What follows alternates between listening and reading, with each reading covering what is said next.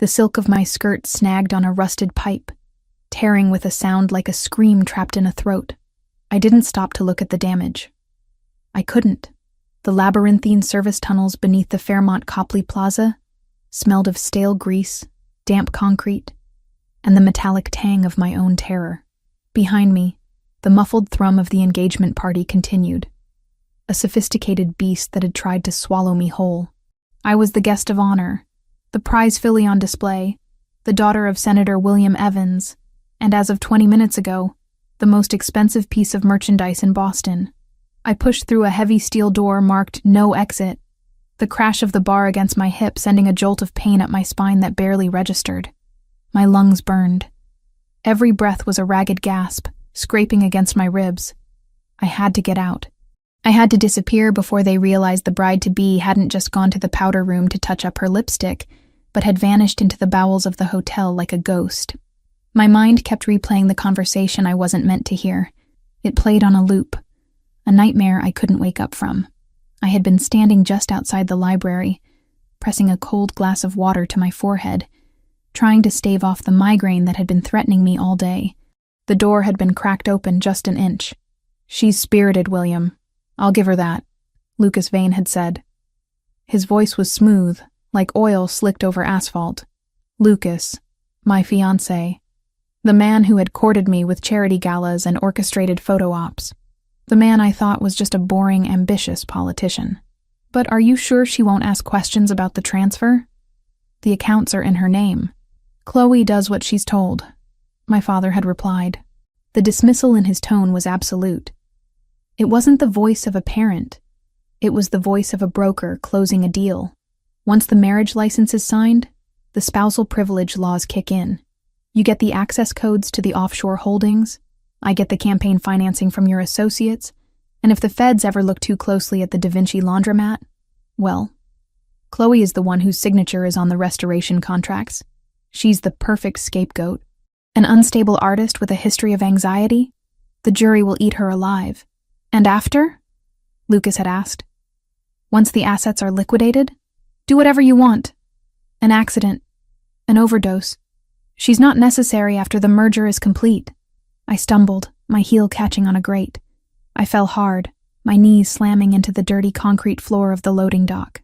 The white satin of my Vera Wang gown, a dress that cost more than most people earned in a decade, soaked up the grime instantly. I scrambled up, ignoring the sting of scraped skin. They weren't just planning a marriage. They were planning a funeral. My funeral. I burst out of the loading bay doors and into the night. The weather had turned violent. A storm had been threatening all afternoon, and now it unleashed its fury upon the city. The wind hit me like a physical blow, icy and merciless. It wasn't just rain. It was a deluge that turned the world into a blur of gray and black. Within seconds, the heavy satin of my dress became a lead weight, dragging me down, clinging to my legs like drowning hands. My hair, pinned up in an intricate chignon with diamond-studded pins, began to collapse, wet strands plastering themselves against my face, blinding me. I kicked off my heels. They were useless now. I ran barefoot onto the asphalt, the rough surface biting into my soles, but the pain was grounding. It was real. The champagne-soaked lie back in the ballroom was the dream. This cold, hard pavement was the reality. I couldn't go to the police. My father controlled half the precinct, and Lucas owned the other half. I couldn't go to my apartment. It would be the first place they looked. I had no phone, no wallet, no ID. Everything was in the clutch I had left at the table. I was a ghost in a wedding dress, sprinting through the back alleys of Boston with nothing but the adrenaline pumping through my veins. Headlights swept across the brick wall to my left. Panic, sharp and electric, surged through me. I threw myself behind a dumpster that smelled of rotting fish and garbage. A black SUV rolled past slowly, prowling. It wasn't a police car. It was an unmarked Escalade with tinted windows. The kind of car that didn't exist on official records. I pressed a hand over my mouth to stifle the sob clawing its way up my throat. They were already hunting. I waited until the taillights faded around the corner before I moved. I needed cover. I needed a place where the senator's influence was weak. a place where the neatly manicured laws of Beacon Hill didn't apply. Instinct, primal and desperate, pulled me toward the north end, the old Italian district. The streets there were narrow, a tangled knot of history and secrets where a limousine couldn't fit, and where shadows were deep enough to hide a woman in white. I ran until my chest felt like it was filled with broken glass. I didn't know how long I had been moving. 10 minutes, an hour? Time had dissolved into the rhythm of my feet slapping against wet cobblestones. The architecture changed around me. The glass and steel of the financial district gave way to red brick, iron fire escapes, and the smell of basil and rain-slicked granite. My vision was spotting. The cold was seeping into my bones, making my teeth chatter so hard my jaw ached. I turned down a narrow street, Hanover, then took a sharp left into a dimmer, quieter alley. I needed to get indoors. Hypothermia was going to kill me before Lucas did if I stayed out here. I looked up at the building in front of me. It was a townhouse, imposing and stoic, built from dark brick that seemed to swallow the light. I recognized the ironwork on the gate. Years ago, before the funding was cut, this building had housed a private archive of Renaissance art restoration techniques. I used to come here as a student to study pigment compositions. I remembered the heavy oak door. I remembered there was a side entrance that used to be left unlocked for the delivery trucks. It was a desperate, stupid hope. The archive had closed 3 years ago. It was likely a private residence now, or gutted and empty, but I had nowhere else. I stumbled up the 3 stone steps, my bare feet slipping on the wet slate. I reached for the handle. Locked. Of course it was locked. Tears, hot and frustrated, finally spilled over, mixing with the rain on my cheeks. I leaned my forehead against the wood, shivering violently. Please, I whispered to the universe, to God, to anyone listening, please don't let this be the end. Then I heard it. The distinctive, aggressive hum of an engine turning into the alley. I whipped my head around. The black SUV had found me. It crawled toward me like a shark scenting blood in the water. The high beams blinded me, pinning me against the door like an insect on a display board. Terror replaced exhaustion. I pounded on the door with my fist. Open up! I screamed, my voice cracking. Please, help me! The car doors opened. Men stepped out. Not police, not security. These men wore leather jackets and moved with a predatory synchronization that spoke of violence as a profession. I saw the glint of metal in the hand of the lead man. A pistol, held low against his thigh. They weren't here to retrieve a bride. They were here to erase a problem. I hammered on the wood again, harder, until my knuckles bruised. Help! Is anyone there? Please! I heard the heavy click of a deadbolt sliding back. The door swung inward. I didn't wait for an invitation. I practically fell across the threshold, collapsing onto a foyer floor made of polished hardwood. Warmth washed over me, the smell of burning oak, old paper, and something deeper, darker, like sandalwood and tobacco. I scrambled backward, crab-walking until my back hit the wall, clutching the ruined bodice of my dress to my chest. I looked up. The man standing there was not the elderly archivist I remembered. He was a mountain of a man, framing the doorway with shoulders that strained against a white dress shirt. The shirt was unbuttoned at the collar, revealing the column of a thick, strong neck. His sleeves were rolled up to his elbows, exposing forearms corded with muscle and dusted with dark hair. In one hand, he held a tumbler of amber liquid. In the other, hidden partially behind the doorframe, was a gun, matte black, steady. He looked down at me. His eyes were dark, almost black in the dim light of the hallway, set beneath brows that were currently drawn together in calculation, not concern. He didn't look shocked to find a half-drowned bride on his doorstep. He looked annoyed. I choked out, water dripping from my hair into my eyes. They're going to kill me. He didn't answer. He looked past me, out into the rain. The sound of boots crunching on gravel echoed from the street. The men from the SUV were approaching. "Hey!" one of them shouted, his accent thick, guttural. "That's our girl. Send her out and we walk away." The man in the doorway didn't flinch. He didn't even put down his drink. He stepped forward, crossing the threshold onto the small porch, placing himself between me and the encroaching darkness. He moved with a lethargic grace that was more terrifying than any sudden movement could have been. It was the confidence of an apex predator who knew exactly where he stood on the food chain. I huddled deeper into the shadows of the hallway, peering around his leg. There were 4 of them. They looked big, mean, and ready to tear this house apart. "You're lost," the man in the doorway said. His voice was a low rumble, a baritone that vibrated through the floorboards and into my shivering body. It wasn't a question. "We're not lost, pal," the leader of the mercenaries sneered, stepping into the halo of the porch light. He raised his gun slightly. "We're cleaning up a mess. The girl belongs to Senator Evans. We have instructions to retrieve her. Give her to us, and you don't have to deal with the fallout." The man took a slow sip of his whiskey. He swallowed, the movement of his throat hypnotic in the tension. "You must be new to Boston," he said, his tone conversational, bored even. "Or you would know that this house sits on Ravellini ground." The air in the alley seemed to freeze. Even I, sheltered in the suburbs and art galleries, knew that name.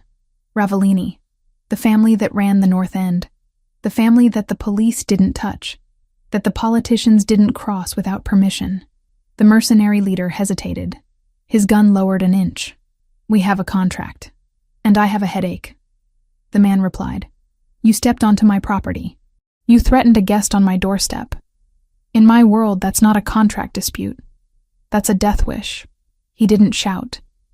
He didn't posture. He simply existed with such absolute, suffocating authority that the violence in the air shifted. It wasn't directed at me anymore. It was radiating from him. "Turn around," he commanded softly. "Get back in your cheap car. Drive until you cross the city line. If I see your taillights in 5 seconds, I won't paint this street with your brains." The mercenary locked eyes with him. It was a test of will, a silent measurement of lethality. The mercenary blinked first. He cursed in a language I didn't recognize, Albanian maybe, and signaled to his men.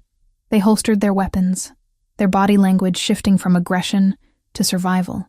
"This isn't over," the mercenary spat, backing away. "It is for you," the man said. He waited. He watched as they piled back into the SUV. He watched as the engine roared to life, and the vehicle reversed aggressively out of the alley, tires screeching on the wet stone. Only when the street was empty again did he turn back to me. He stepped inside and closed the door, the sound of the heavy locks snapping into place. 1, 2, 3 clicks was the loudest thing I had ever heard. It sounded like a cell door closing, but for the first time in hours, I was on the safe side of the bars. He loomed over me. Up close, he was devastating. His face was all sharp angles and hard planes, a jawline that could cut glass, and a mouth that looked like it rarely smiled. There were no scars on his face, nothing to mar the severe classical beauty of his features, but his eyes were old. They were the color of espresso, dark and impenetrable, and they were scanning me with a clinical precision that made me feel naked, despite the layers of wet silk. He looked at the mud on the hem of my gown. He looked at the bruises forming on my wrists where I had gripped the door. He looked at the diamond engagement ring that was still sliding around on my wet finger. "You're bleeding," he stated. I looked down. There was a cut on my arm I hadn't noticed, the blood swirling with the rainwater on my skin. I fell in the tunnels. "Who are you?" "Chloe," I whispered. My teeth were chattering so hard I could barely form words. The adrenaline was crashing, leaving me shaking violently. Chloe Evans. Recognition flickered in his eyes, but it wasn't surprise. It was calculation. The senator's daughter, the one who was supposed to marry Lucas Vane tonight. I flinched at the name. "Please, don't call them. Don't call the police. They'll kill me. My father, he's selling me. It's a setup." He stared at me for a long moment. He could have thrown me out. He could have called my father and ransomed me back for a fortune. He was a criminal. I knew what the Ravellini family was. They were monsters. But looking at him, I didn't see a monster. I saw a fortress. He set his whiskey glass down on a side table. He didn't offer me a hand to get up. Instead, he reached for a thick, dark towel that was hanging on a coat rack nearby. He dropped it onto my head. It was heavy, warm, and smelled like him. "Stand up, Chloe," he ordered. I struggled to my feet, my legs wobbling. The wet dress weighed 50 pounds. I clutched the towel around my shoulders, shivering. "Are you going to send me back?" He stepped closer. He was so tall I had to crane my neck to look him in the eye. He reached out, his hand large and warm, and brushed a wet strand of hair away from my cheek. His touch was rough, calloused, but surprisingly gentle. His thumb grazed my jawline, tilting my face up to the light. "Out there," he said, his voice dropping to a rough whisper that traveled straight to my marrow. "You are currency. You are a problem to be solved or an asset to be liquidated." He leaned down, his face inches from mine. I could feel the heat radiating off him. But here, his eyes locked onto mine, demanding total submission, total honesty. "Here, you are under my roof. And the Ravellinis protect what is theirs."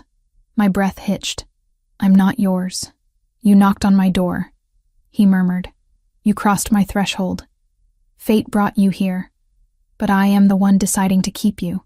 He stepped back, gesturing toward the interior of the house, a dark, sprawling expanse of shadows and luxury. "Stay with me," he said. It wasn't a question. It was a command wrapped in a promise. "Stay with me, and they will never touch you again." I looked at the door behind him, the barrier between me and the storm, between me and the death that awaited me at the hands of my own father. Then I looked at him, Marco Ravellini, the wolf who ruled the city. He was dangerous.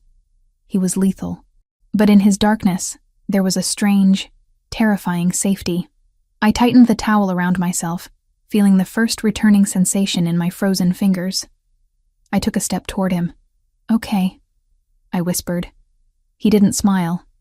He just nodded, once, sharp and final. He turned and walked into the darkness of the house. And without looking back, he expected me to follow. And I did. The whiskey burned. It was a sharp, amber fire that coated my throat and settled in my empty stomach like a heavy stone.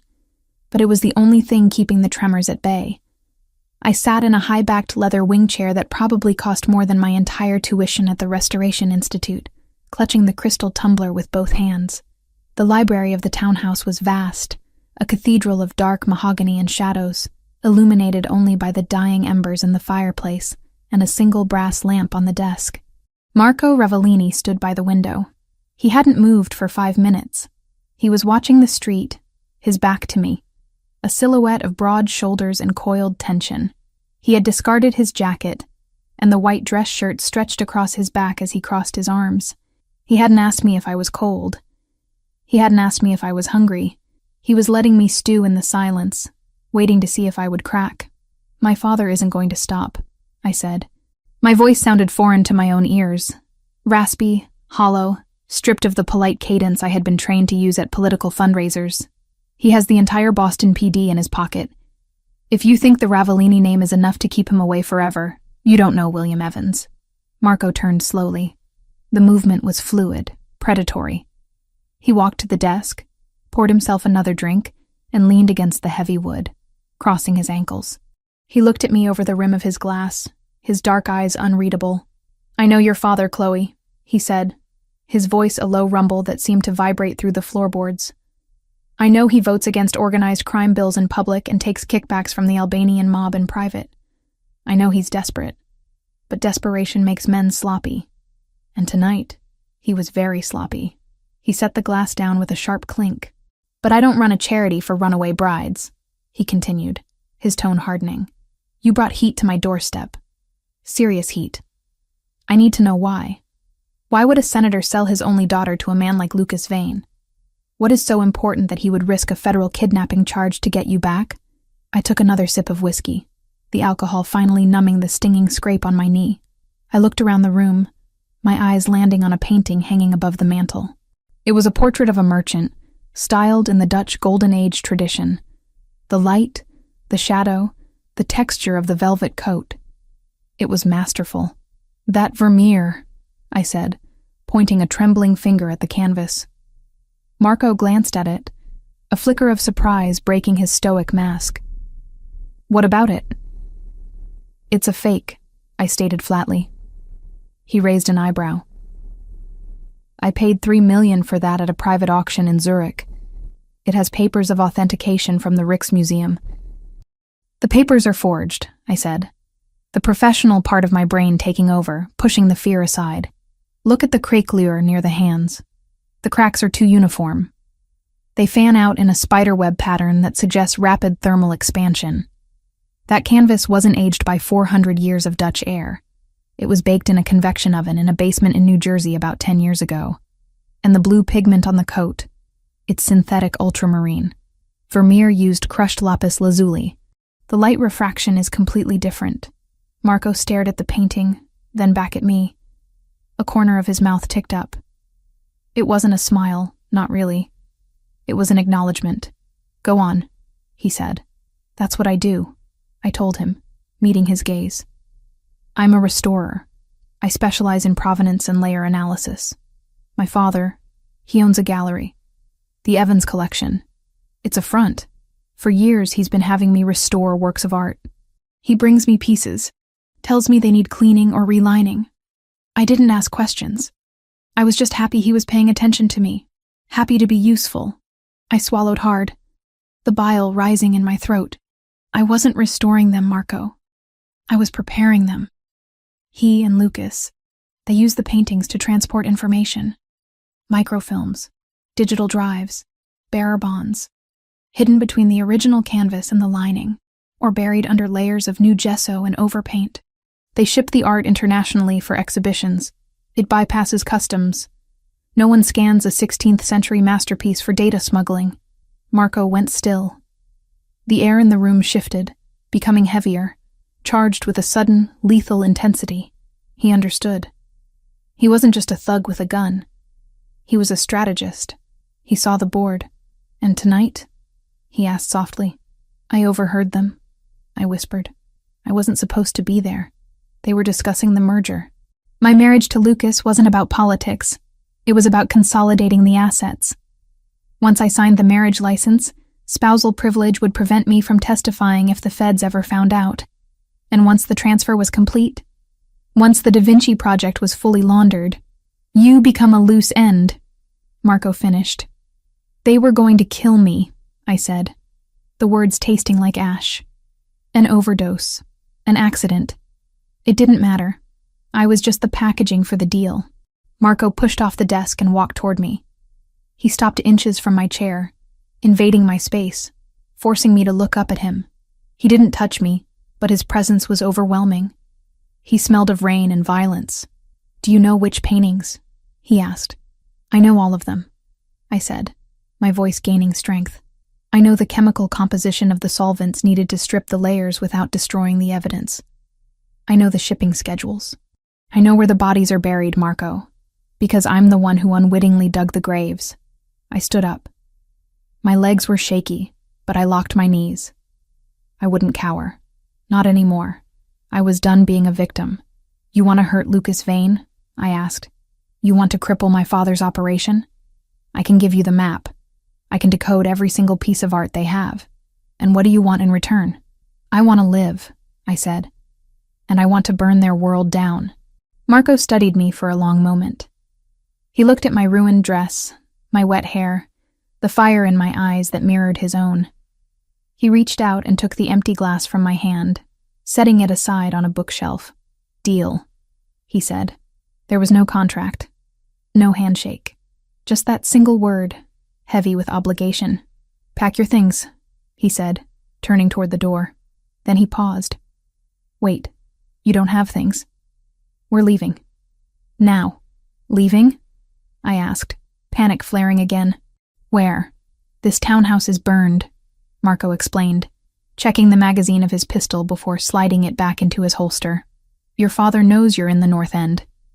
He won't strike tonight because he's scared of a war. But by morning, he'll have a judge sign a warrant. We're going to the main estate, my territory, the only place in Massachusetts where a senator's badge means nothing. He didn't grab my arm. He didn't push me. He opened the door and waited.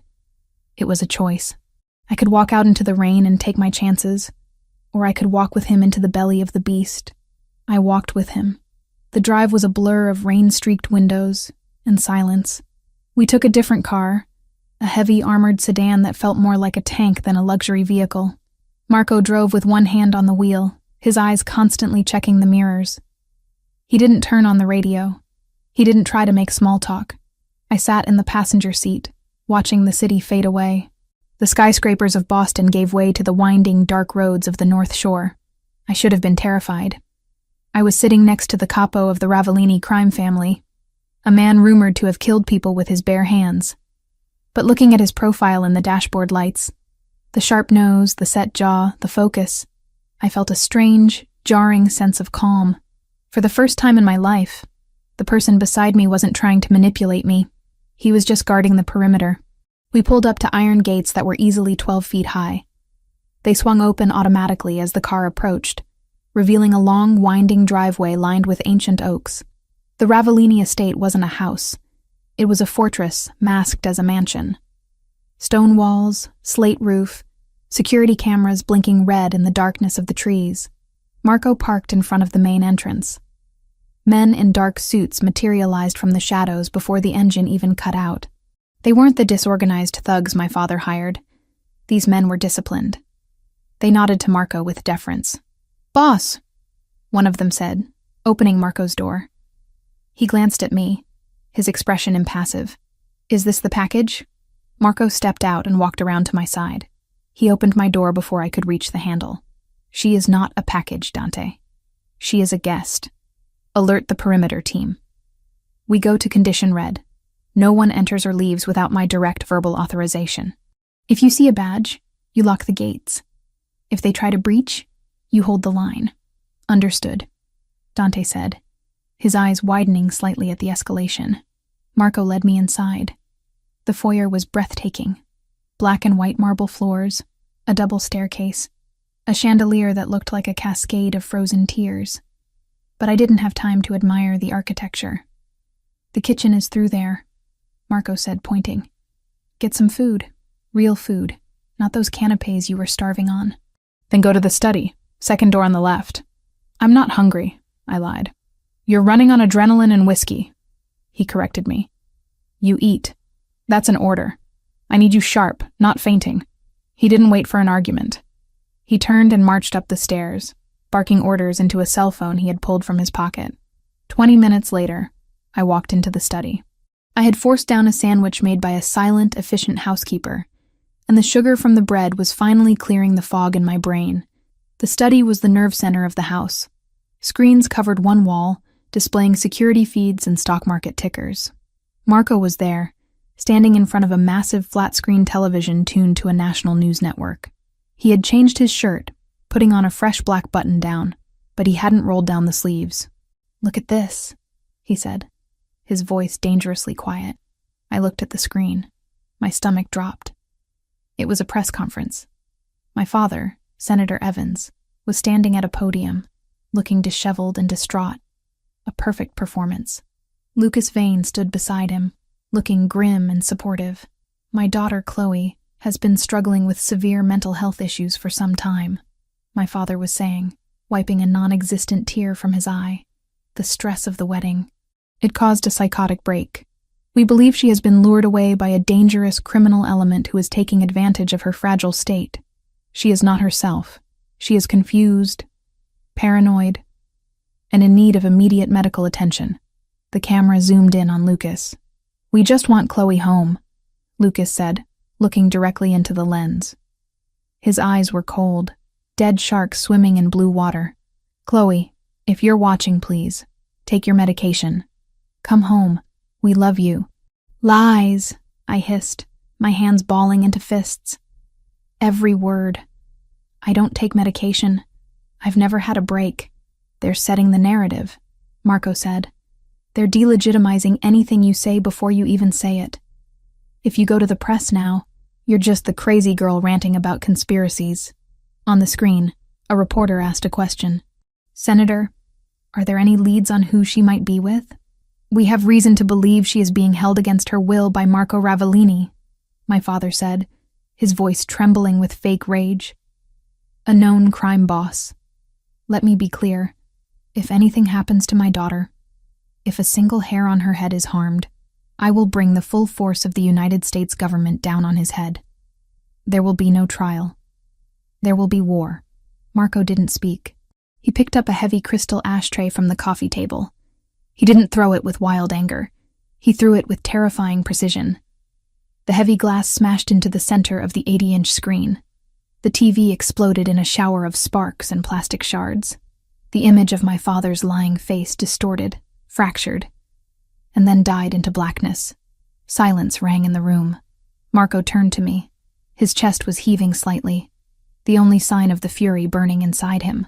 "He thinks he can threaten me in my own city," Marco said, his voice low. "He thinks he can use you as a shield." He walked over to a large oak table in the center of the room. He swept a pile of maps and ledgers onto the floor with a violent swipe of his arm. "Come here," he commanded. I walked to the table. "You said you have a map," Marco said, placing his hands flat on the wood. "You said you know the operation."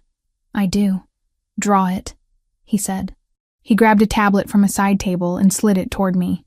"Right now. Show me everything. Where are the paintings? Who are the buyers? What is the timeline?" I picked up the stylus. My hand hovered over the digital screen. This was it. The point of no return. Once I wrote this down, I was an accomplice. I was betraying my blood. I was declaring war on my father. I looked at Marco. He wasn't looking at the tablet. He was looking at me, waiting, not forcing me, but witnessing me. "You're not a prisoner here, Chloe," he said, reading my hesitation. "The gates open from the inside, too. You can walk away. But if you stay, you fight. Can you do that?" I thought about the medication comment. I thought about the years of being told to sit still, look pretty, and sign the papers. I thought about the cold, damp tunnel and the way Marco had stood between me and the mercenaries without blinking. "I'm not walking away," I said. I touched the stylus to the screen. "The shipment leaves on Thursday," I began, sketching the layout of the gallery warehouse. "They're moving 12 crates. But the real money isn't in the crates. It's in the centerpiece for the auction, a painting called The Silent Madonna. It's supposed to be a restoration of a Renaissance piece. And it's not." "No," I said, drawing a diagram of the frame structure. "It's a vault. The canvas is lined with lead. Underneath the oil paint, in the texture of the dress, that's where the ledger is. Not just money. Names, agents, judges, everyone on Lucas's payroll." Marco watched the lines appear on the screen, his mind working as fast as mine. He leaned in, his shoulder brushing against mine. The heat of his body was distracting, grounding. "If we get that painting," Marco murmured, "we don't just stop the money, we own them." "Yes," I said, "but it's heavily guarded. It's at the Lombra Gallery, underground, high security." "I don't care if it's in the Vatican," Marco said, straightening up. His eyes were dark fire. "We're taking it." He looked at me, really looked at me, seeing not the ruined bride, but the architect of his victory. "You need clothes," he said abruptly, the intensity shifting from war back to logistics. "You can't plan a heist in a wedding dress." "I don't have anything. I'll have my sister send things over in the morning. For now." He walked to a closet in the corner of the room and pulled out a black t-shirt and a pair of gray sweatpants. He tossed them to me. "Wear these. The guest suite is next to mine. Try to sleep." I caught the clothes, clutching them to my chest. "Marco?" He paused at the door. "What?" "Why did you break the TV?" I asked softly. "You didn't have to do that." He looked back at the shattered screen, then at me. His expression softened, just a fraction. "I don't like liars," he said. And I didn't like the way he looked at you, even through a screen. He opened the door. "Get some rest, Chloe. Tomorrow we steal a masterpiece." He left, closing the door softly behind him. I stood alone in the study, surrounded by the wreckage of the television and the blueprint of my betrayal. I looked down at the black shirt in my hands. It was soft cotton. I brought it to my face. It smelled like sandalwood and rain. I wasn't safe. I was in the center of a hurricane. But for the first time in 26 years, I wasn't just a doll in a box. I was the one holding the match. And Marco Ravellini had just given me the gasoline. The tiny earpiece hummed with static against my ear canal, a constant buzzing reminder that I was no longer Chloe Evans, the runaway bride. I was an operative, a weapon, a thief. I stood in front of the floor-to-length mirror in the guest suite of the Ravellini estate. But the reflection staring back was a stranger. Marco hadn't sent for a stylist or a personal shopper. He had sent a tactical team disguised as tailors. The dress wasn't chosen for its beauty, though it was devastatingly elegant. A column of midnight black silk that fit like a second skin. It was chosen for its engineering. The slit on the left side went high up my thigh, not to tease, but to allow for a full range of motion if I needed to sprint. The bodice was reinforced, tight enough to hold the wire running down my spine, but flexible enough to allow deep breaths. And the shoes. They looked like jagged stilettos, weapons in their own right, but the soles were lined with a red, grippy rubber compound usually found on combat boots. "Turn around!" Marco's voice came from the doorway. I spun, my heart doing a traitorous double tap against my ribs. He was leaning against the doorframe, dressed in a tuxedo that cost more than the gallery we were about to rob. The black tie hung loose around his neck, yet to be knotted. He looked lethal. Civilized, yes, like a panther in a diamond collar, but lethal nonetheless. "The wire is visible near the neckline," he noted, pushing off the frame and walking toward me. He didn't ask for permission. He stepped into my personal space, the scent of sandalwood and gun oil enveloping me instantly. His large, warm hands brushed against the bare skin of my neck, sending goosebumps cascading down my arms. He tucked the thin wire beneath the silk strap, his fingers lingering for a fraction of a second longer than necessary on my pulse point. "Your heart is racing," he murmured, his voice low and rough, vibrating through my chest. "I'm about to rob my father," I whispered, meeting his dark gaze in the mirror, and infiltrate a room full of people who think I'm currently having a psychotic break in a padded cell. "You aren't robbing him," Marco corrected, his eyes locking onto mine in the glass. "You are reclaiming what was stolen. And you aren't Chloe Evans tonight. You are Elena Koval, a private equity investor from Zurich, with a taste for religious iconography and a mute husband." "You're not going to talk?" "My accent is too distinct," Marco said, finally tying his tie with efficient, sharp movements. "In Boston, a Ravellini voice opens doors, but it also triggers alarms. Tonight, I am merely the muscle and the wallet. You are the face." He turned me around to face him, his hands settling heavily on my waist. The heat of his palms seeped through the silk, branding me. "Listen to me, Tesoro," he commanded, his intensity stripping the air from the room. "We are walking into the lion's den. L'Ombra isn't just a gallery, it's a bunker for the corrupt. Lucas will be there. Your father might be there. If you freeze, we die. If you panic, we die. You need to turn off the part of you that is a daughter and turn on the part of you that survived the tunnels." "I can do it," I said, though my voice trembled slightly. "I know you can," he said. He reached into his jacket pocket and pulled out a small, sleek object. A UV flashlight, no bigger than a lipstick tube. He pressed it into my hand. "Find the painting. Verify the lead lining. Signal the team. Then get behind me." He offered me his arm. "Shall we go to the ball, Cinderella?" The drive to the financial district was silent. We didn't take the armored tank this time. We took a sleek, silver Aston Martin that blended in with the excess of the event. L'Ombra was located in the sub-basement of a skyscraper that housed 3 hedge funds and a law firm specializing in acquittals for the guilty. The elevator ride down was a descent into a different world.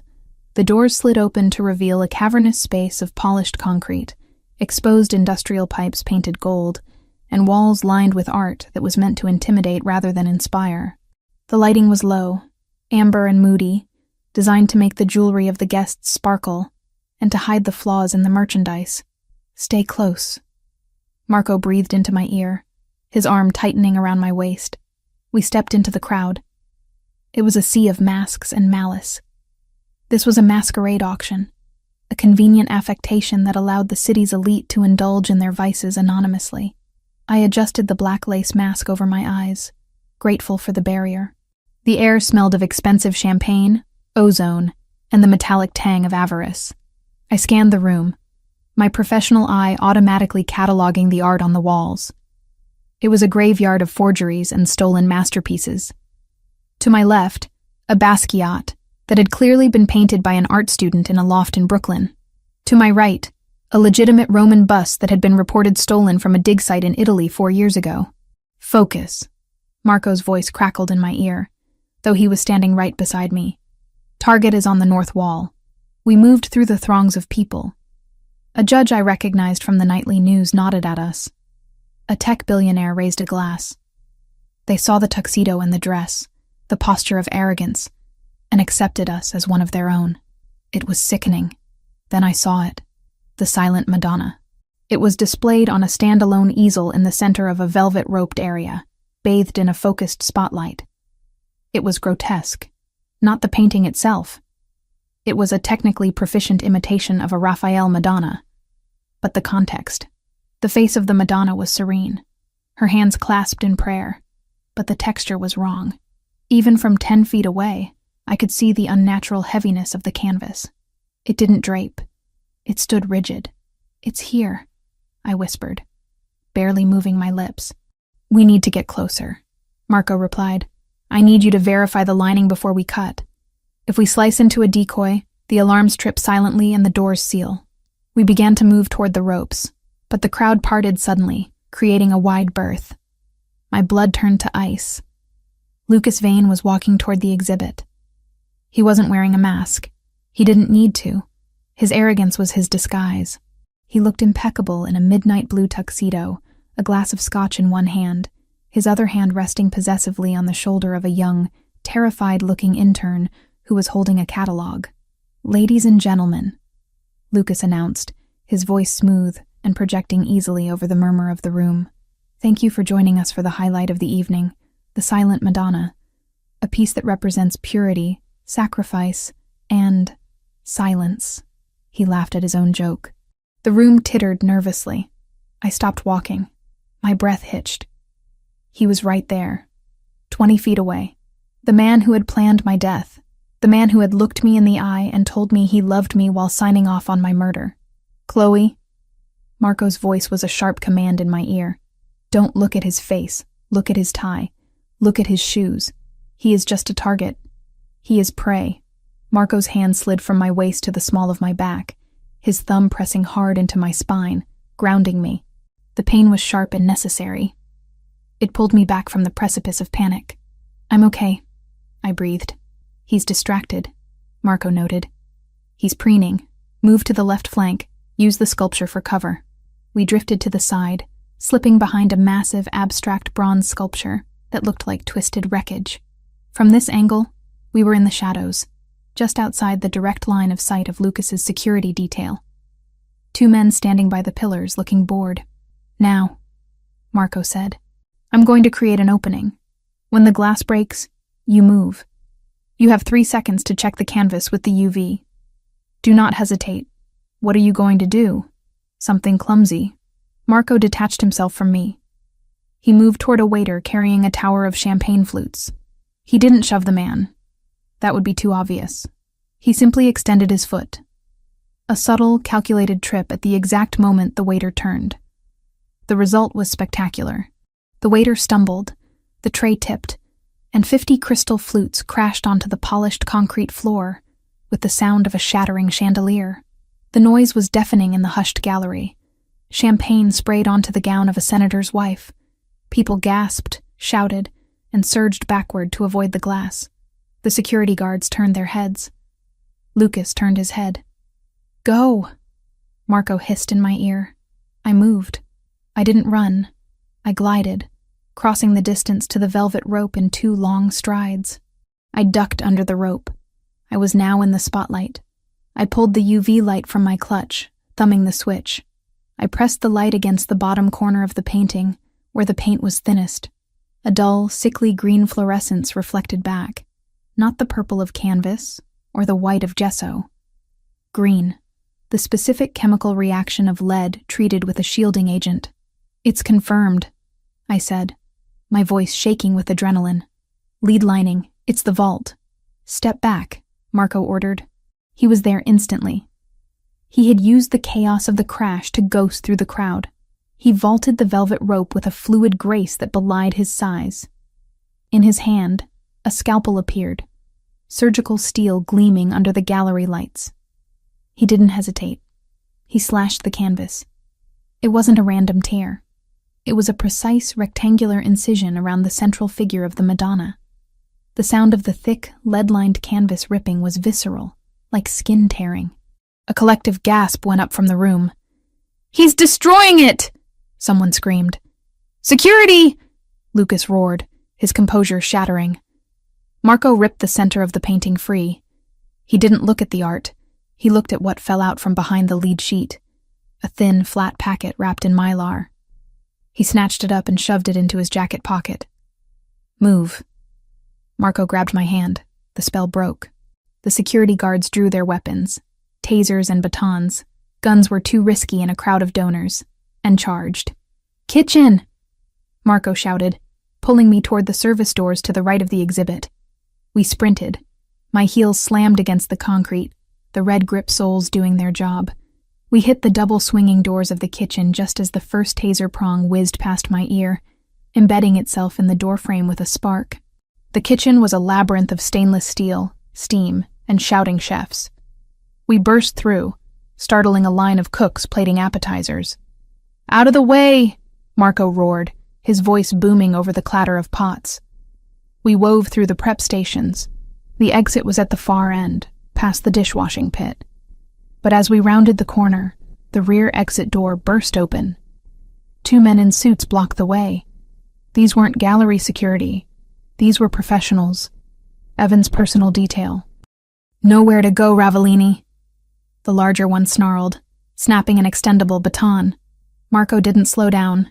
He didn't even pause to negotiate. He released my hand. "Get the door code," he ordered me. "I'll handle the trash." I scrambled toward the keypad next to the locked loading dock door. The red light blinked mockingly. I needed a 4-digit PIN. Behind me, the sound of violence erupted. It wasn't the cinematic fighting of movies. It was brutal, ugly, and fast. I heard the crack of bone, the wet thud of a fist hitting a kidney. I glanced back for a second. Marco had ducked under the baton swing, trapped the man's arm, and used the man's own momentum to drive his face into the stainless steel counter. The man crumpled. The second guard lunged at Marco with a knife. "The code, Chloe." Marco grunted, dodging the blade by an inch. "Think, what does your father love?" My mind raced. My birthday? No, he barely remembered it. His anniversary? No. The date he was elected? Too public. Then I remembered the painting, the fake Vermeer, the date on the fake authentication papers. 1665. I punched it in. 1 to 6 to 6 to 5. Electronic buzz. Access denied. "Wrong code," I screamed. Marco caught the knife hand, twisting the guard's wrist until I heard a sickening snap. The guard screamed, dropping the weapon. Marco kicked him in the chest, sending him flying into a rack of drying pots. "Try again," Marco yelled, backing toward me, breathing hard but uninjured. "Think like him. What is his password for everything?" I closed my eyes, visualizing my father's office, his safe, his ego. It wasn't a date. It was a number.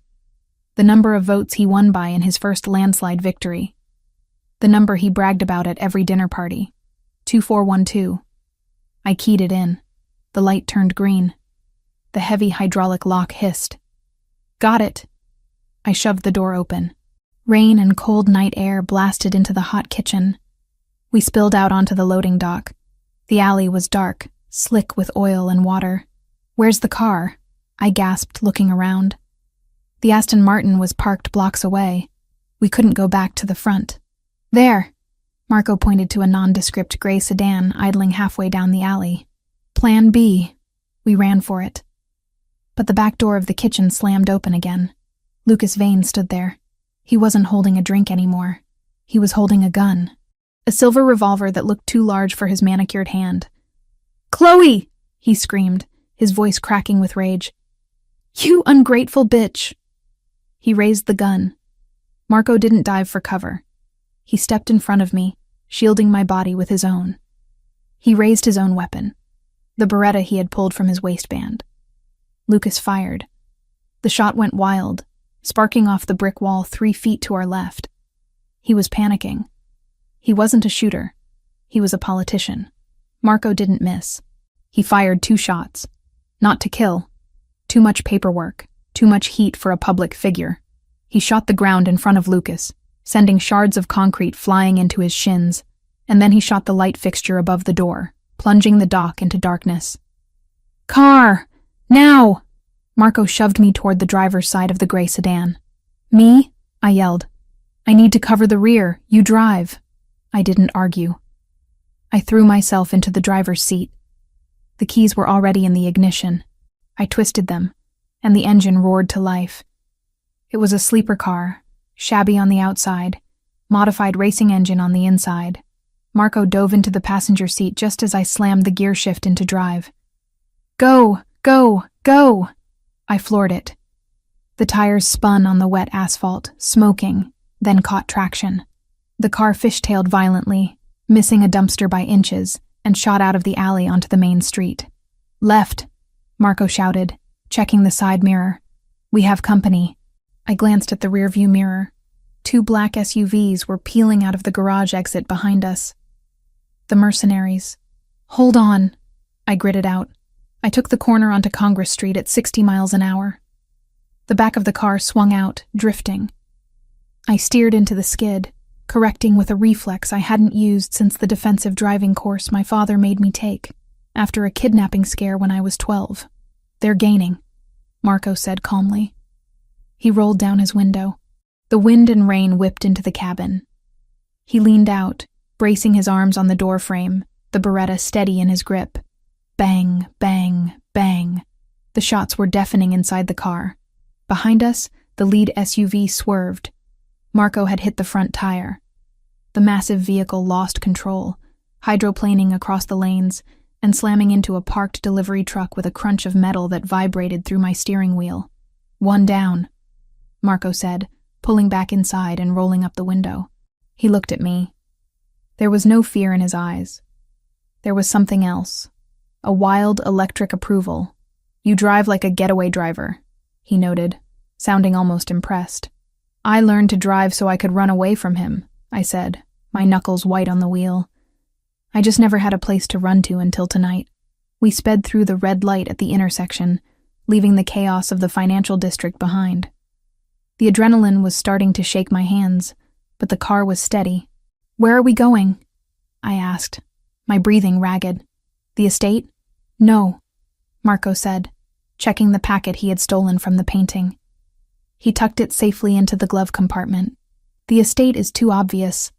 They'll expect us to go to ground. We're going to the safe house in the Berkshires. It's off the grid. No cameras, no satellite linkage." He reached over and placed his hand on my thigh, his thumb rubbing soothing circles against the tense muscle. The touch was grounding, pulling me back from the edge of hysteria. "You did good, Chloe," he said quietly. "You didn't freeze." "I wanted to," I admitted. "When I saw him, when I saw Lucas, I wanted to throw up." "But you didn't," Marco said. "You acted. That's the difference between a victim and a survivor." I looked at him for a split second, before turning my eyes back to the rain-slicked road. He was right. I had walked into the lion's den. I had looked the monster in the face, and I had stolen his prize. "The painting?" I asked. "What's in the packet?" Marco opened the glove box and pulled out the mylar envelope. He ripped it open. Inside wasn't money. It wasn't a ledger. It was a stack of transparent films, microdots. "It's not just names," Marco said, holding one up to the passing streetlights. "These are schematics, blueprints." "For what?" "For a building," Marco said, his voice turning ice cold. "A federal building. Chloe, they aren't just laundering money. They're selling infrastructure vulnerabilities to foreign cells. This isn't corruption. This is treason." The weight of what we had just done settled over us. We hadn't just robbed a gallery.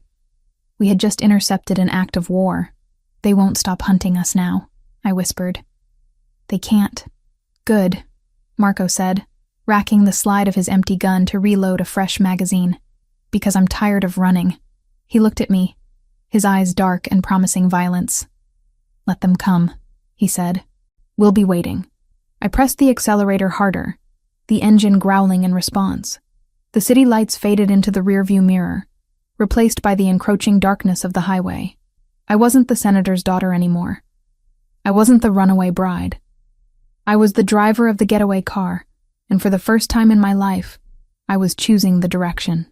The gray sedan crunched over gravel and dead leaves, the headlights cutting through the relentless curtain of rain that had followed us all the way from Boston to the Berkshires.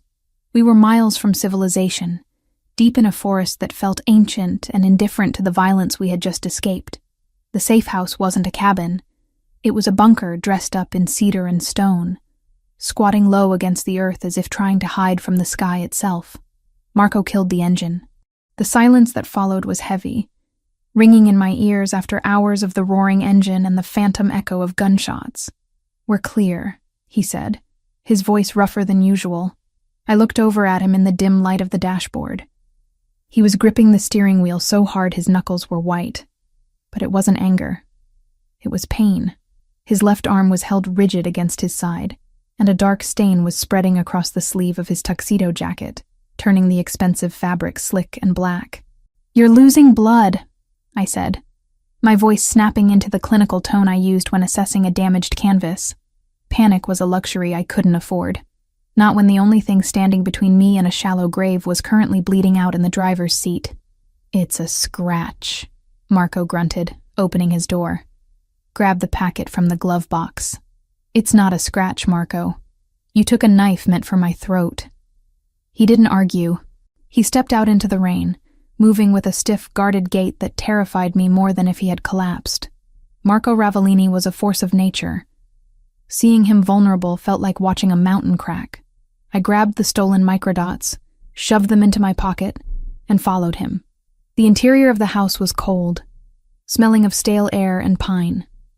Marco punched a code into a keypad by the door, and the security lights flickered on, revealing a space that was utilitarian and stark. Leather furniture, bare walls, a kitchen that looked like it had never been used. There were no personal touches, no photos, no life. This was a place people came to survive, not to live. Marco walked straight to the kitchen island and leaned heavily against the granite counter. He hissed a breath through his teeth, his face paling beneath the tan. First aid kit, I demanded, throwing my wet jacket onto a bar stool. Where is it? Bathroom. Under the sink, he managed to say, his eyes closing for a brief second. I ran. I didn't just walk. I sprinted to the bathroom, falling to my knees to wrench open the cabinet. It wasn't a standard drugstore kit. It was a trauma bag.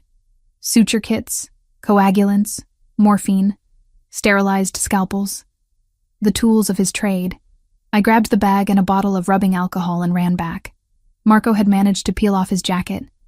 His white dress shirt was ruined, the entire left sleeve saturated with blood. He was trying to undo the buttons with one hand, his fingers clumsy and shaking slightly. Stop, I ordered, moving into his space. Let me. He looked at me, his dark eyes hazy with pain but still sharp with that intense, unnerving focus. He dropped his hand. I stepped between his legs, my fingers working quickly to undo the buttons. I peeled the wet, bloody cotton away from his skin, wincing as the fabric stuck to the wound. The gash was ugly, a jagged slice running 4 inches down his bicep, deep enough that I could see the red rawness of the muscle beneath the subcutaneous layer. It was bleeding sluggishly now, but it was wide and angry. This needs stitches, I said, examining it with the same detachment I used for a torn Renaissance tapestry, and it needs to be cleaned. It's going to hurt. Do it, Marco said. He gripped the edge of the granite counter with his good hand, his biceps flexing as he braced himself. I washed my hands, snapped on a pair of latex gloves from the kit, and poured the alcohol over the wound. Marco didn't scream. He didn't even groan. His jaw clamped shut so hard I saw a muscle feather in his cheek, and a sharp intake of breath hissed through his nose. His body went rigid, hard as stone against my hip, but he didn't pull away. "Breathe," I whispered, dabbing the wound with sterile gauze. "You have to breathe, Marco." "I'm fine," he ground out. "You're a terrible liar." I threaded the suture needle. My hands, which had been trembling on the steering wheel an hour ago, were now perfectly steady. This was mechanics. This was repair. I knew how to stitch canvas to hold for centuries. Skin wasn't so different. "I need you to stay still. If you move, the scarring will be worse." "I don't care about scars," he murmured, watching my face instead of his arm. "I do," I said softly. "I spend my life removing them from things that are beautiful. I pierce the skin." He flinched. Just a microscopic tremor, but held his ground. I worked methodically, tying off each knot with precision. The silence in the room was intimate, heavy with the sound of the rain drumming on the roof and our synchronized breathing. "Why do you do this?" I asked, needing to fill the silence, needing to distract him from the needle sliding through his flesh. "The crime, the violence. You aren't like the thugs my father hires. You're educated. You have an eye for art. You could have been anything." Marco watched my hands. "I wasn't the heir," he said, his voice straining as I tightened a stitch. "My brother, Santino, he was the golden child. He was being groomed to take over, to legitimize the family. I was the spare. I went to university. I studied architecture." I looked up, surprised. "Architecture?" "I wanted to build things," he said, a ghost of a smile touching his lips, bitter and fleeting. "Structures that lasted. Things that couldn't be corrupted." "What happened?" "Santino was soft," Marco said, his face hardening. "He thought he could negotiate with wolves like the Albanians. He thought honor meant something to them. They killed him 6 years ago. My father, he broke. He couldn't lead. Someone had to step in. Someone had to burn the wolves to keep the pack safe. I tied off the final stitch and snipped the thread. So you became the monster to fight the monsters." "I became what was necessary," he corrected. He looked at the neat row of black sutures on his arm. "Just like you became the perfect daughter to survive the senator." I stripped off the gloves and threw them in the trash. I poured whiskey onto a clean cloth and wiped the blood from around the wound, my touch gentler now that the work was done. "I wasn't a daughter," I said, my voice quiet.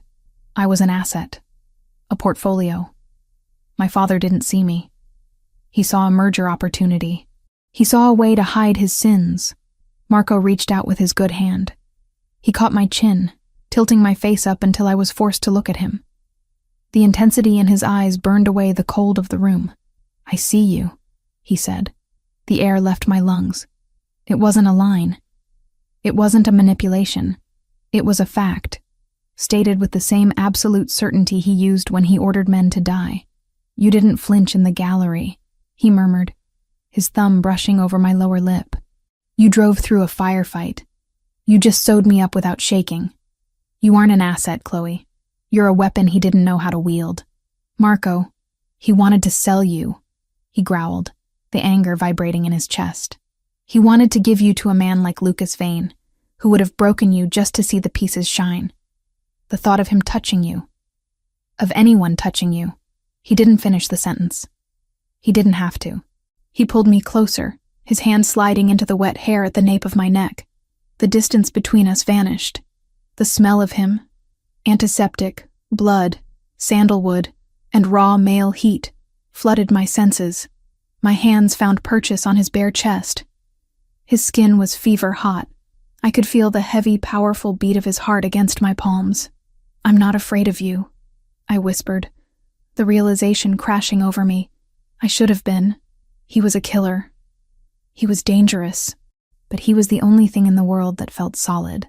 "You should be," he said, his voice dropping to a rough whisper against my mouth. "Because once I kiss you, I'm never letting you go. There is no going back to the gallery, no going back to the life you knew. You stay with me, in the dark, in the blood, always. I don't want to go back," I breathed. "I want to stay." He didn't wait. He crushed his mouth to mine. It wasn't a gentle kiss. It was a claiming. It was a collision of two people who had been running on the edge of a cliff for too long and finally decided to jump. He tasted of whiskey and danger. His tongue swept into my mouth. Demanding, taking, possessing. I made a sound in the back of my throat, a whimper of need that I hadn't known I was capable of making. My fingers curled into his shoulders. I pulled him closer, needing to eliminate every millimeter of space between us. He lifted me, effortlessly. Despite the wound, despite the blood loss, he hoisted me up onto the granite island. He stepped between my thighs, pressing his hips against mine, the hard ridge of his desire undeniable against the thin fabric of my sweatpants. Mia Regina. He groaned against my neck, his teeth grazing the sensitive skin there. My queen, you belong to me. Say it. I'm yours, I gasped, throwing my head back as his lips trailed fire down my throat. I'm yours, Marco. He stripped the shirt off me. The air was cold, but his hands were searing. He looked at my body, not with lust, but with reverence, like I was the masterpiece he had stolen, the only thing of value in a world of fakes. Beautiful, he breathed. Perfect. There was no fumbling, no awkwardness. It was primal. When he entered me, I felt it in my soul. It was a grounding, an anchoring. The storm outside raged, wind battering the windows, but in that kitchen, on that cold granite counter, I was burning. We moved together in a rhythm that was frantic and desperate, a reaffirmation of life in the face of the death we had narrowly escaped. Every touch was a promise. Every kiss was a seal. I wrapped my legs around him, pulling him deeper, wanting to absorb his strength, his darkness. I wanted him to mark me, to change me, so that no matter what happened tomorrow, I would never be the same again. When the end came, it shattered me. I cried out his name, my body bowing off the counter, burying my face in the crook of his neck. He followed me seconds later, a guttural roar tearing from his throat as he poured himself into me. We stayed like that for a long time, tangled together, breathing hard, his forehead resting against mine. The adrenaline had faded, replaced by a heavy, languid exhaustion. But the fear was gone. I wasn't alone anymore. Eventually, Marco pulled back. He kissed my swollen lips, then my forehead. He didn't pull away emotionally. He just adjusted my shirt, covering me with a tenderness that made my chest ache. "Are you okay?" he asked, his voice rasping. "Yes," I said, and I meant it. He hopped off the counter and helped me down. His arm was bleeding again, a small spot of red blooming on the gauze, but he ignored it. "We need to see what we have," he said, the soldier returning to duty, but he kept his hand on my lower back, keeping me connected to him. We walked to the living area. Marco retrieved the packet of microdots from the table where I'd left them. He pulled a specialized laptop from a secure case under the sofa, a military-grade machine that looked like it could survive a bomb blast. He sat on the leather couch and pulled me down next to him. I leaned my head on his shoulder, watching the screen boot up. "It's old tech," Marco noted, holding one of the films up to the light. "Analog storage, smart. It can't be hacked remotely." He slipped the film into a specialized scanner attachment on the side of the laptop. The screen flickered, blue code cascading down the terminal. "Here we go," he muttered. An image appeared on the screen. It was a digital scan of the documents hidden in the painting. My heart hammered. This was it. The proof. But as the file opened, a red box flashed on the screen. "Encryption detected. Biometric key required." "Damn it," Marco cursed softly. "What?" I sat up. "What does it mean?" "It means the data is scrambled," Marco said, pointing to the chaotic jumble of characters on the screen. "Your father isn't an idiot. He didn't just hide the files. He locked them. See this algorithm? It's a dual-key system. We have the data, but we don't have the Rosetta Stone to read it." "Is it a password?" I asked. "A number?" "No." Marco shook his head, frustration tightening his jaw. "Look at the prompt. Insert physical token. It's a hardware key, a drive, a chip, something physical that completes the circuit." I closed my eyes. visualizing my father's office, his habits. He wears a necklace, I said slowly. A silver chain. He never takes it off. There's a pendant on it. It looks like a chess piece, a black rook. Marco looked at me. A rook? Yes. He told me it was a family heirloom. But the Evans family were farmers, Marco. They didn't have heirlooms. He touches it when he's nervous. He was holding it tonight during the press conference. That's it, Marco said. That's the key. The USB drive is inside the pendant. So we have the lock, I said, a cold dread settling in my stomach. But the key is around his neck, and he's surrounded by federal agents. We can't get to him, Marco admitted. Not without starting a war that levels half the city. If he's in federal custody, or even under their protection, he's untouchable. He reached for the remote control on the table and flicked on the small television mounted in the corner. Let's see what the narrative is. The news channel was live. The banner at the bottom of the screen was bright red. Breaking news. The reporter was standing outside the Lombra Gallery. Police lights strobed in the background, painting the wet street in chaotic flashes of blue and red. Authorities have escalated the search for Chloe Evans, the reporter said, looking grave. Following a violent altercation at a downtown gallery tonight, police have issued a federal warrant. My breath hitched. A warrant for me? No, Marco said. Listen, police are seeking Marco Ravellini, the reporter continued. Not just for kidnapping, but now for acts of domestic terrorism. Sources say shots were fired and an explosive device was detonated inside the gallery. Explosive device? I gasped. You shot a light fixture. They're spinning it, Marco said, his face grim. But that's not the worst part.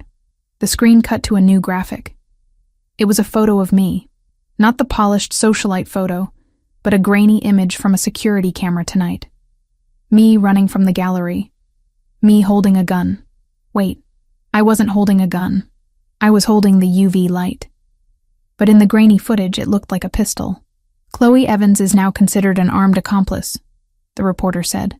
Her father, Senator Evans, has issued a plea for her safe return, stating she is being manipulated and drugged.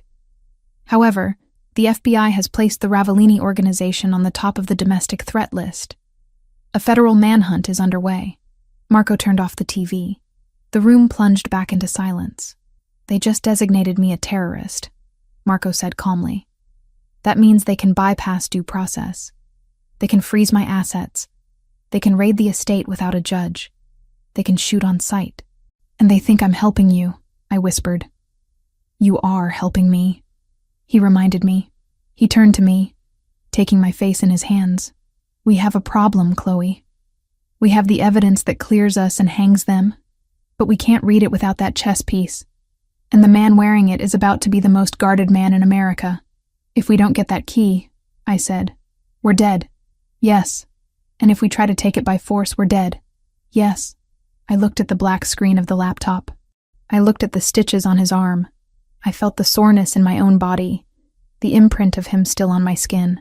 I wasn't the scared girl in the tunnel anymore. I was the woman who had driven a getaway car.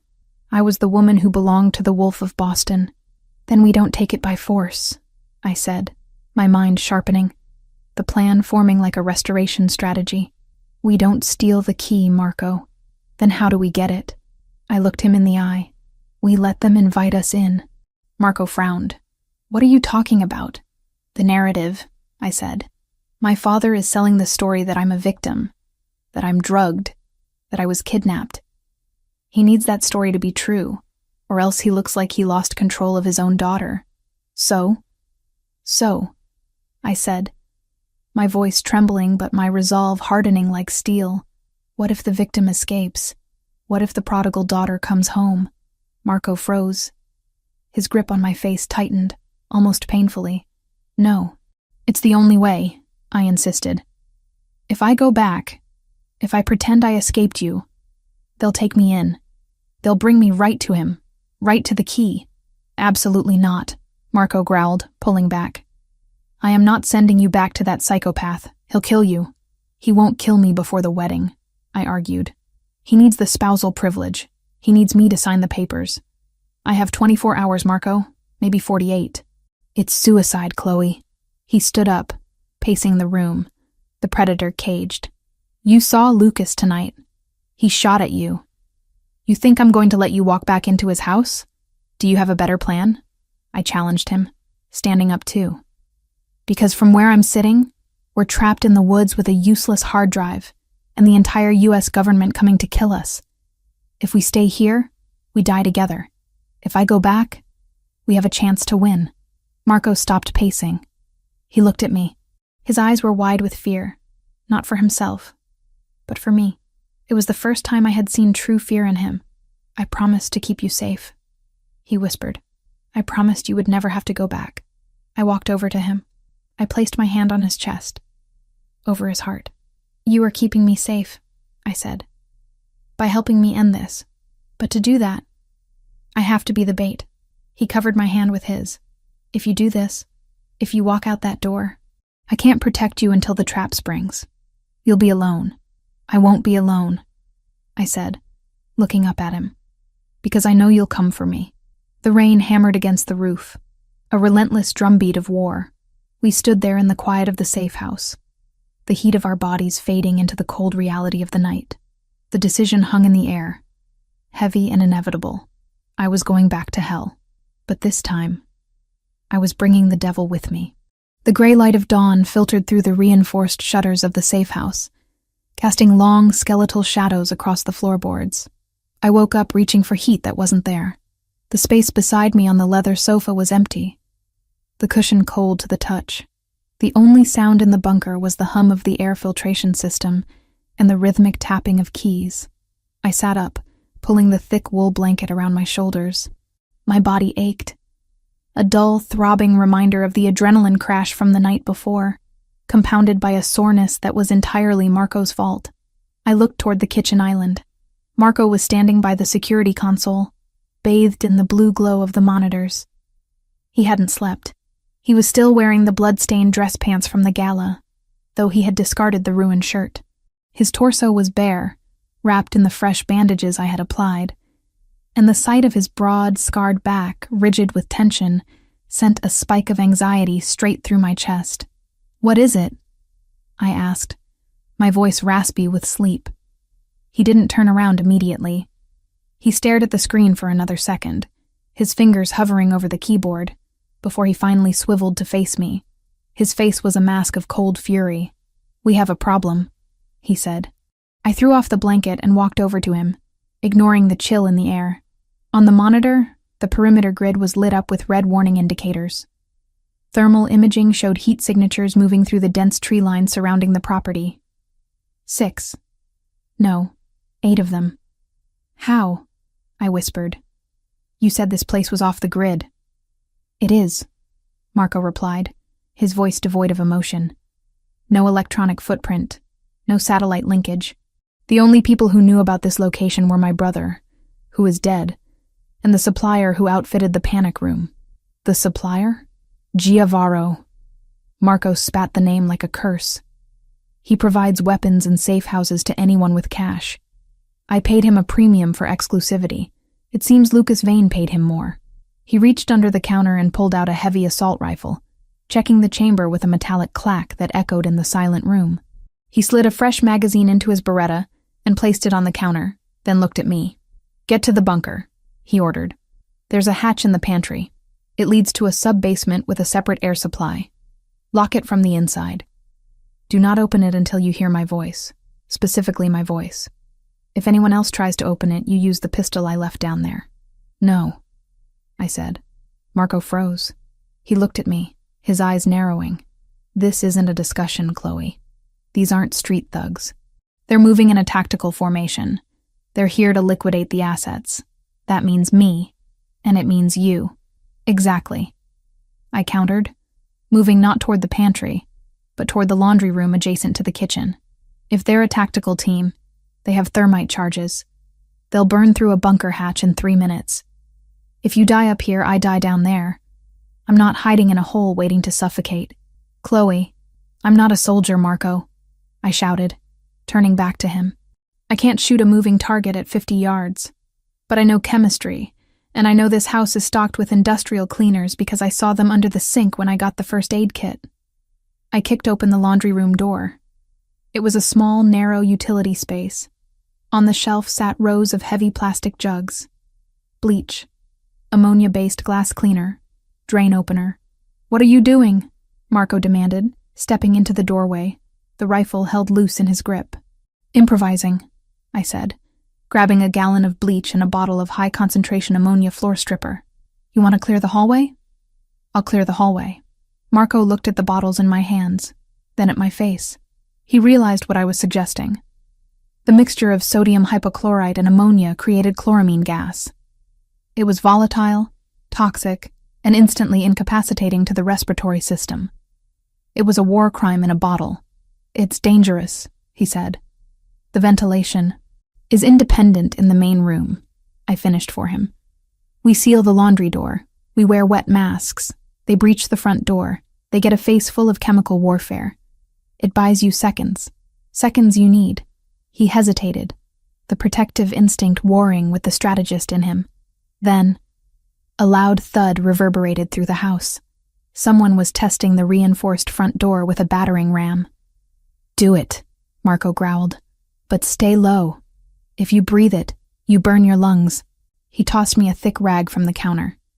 I ran it under the tap, soaking it in cold water, and tied it tight around my face. Marco did the same with a torn piece of his ruined shirt. "They're breaching in 10 seconds, Marco said, his voice muffled by the cloth.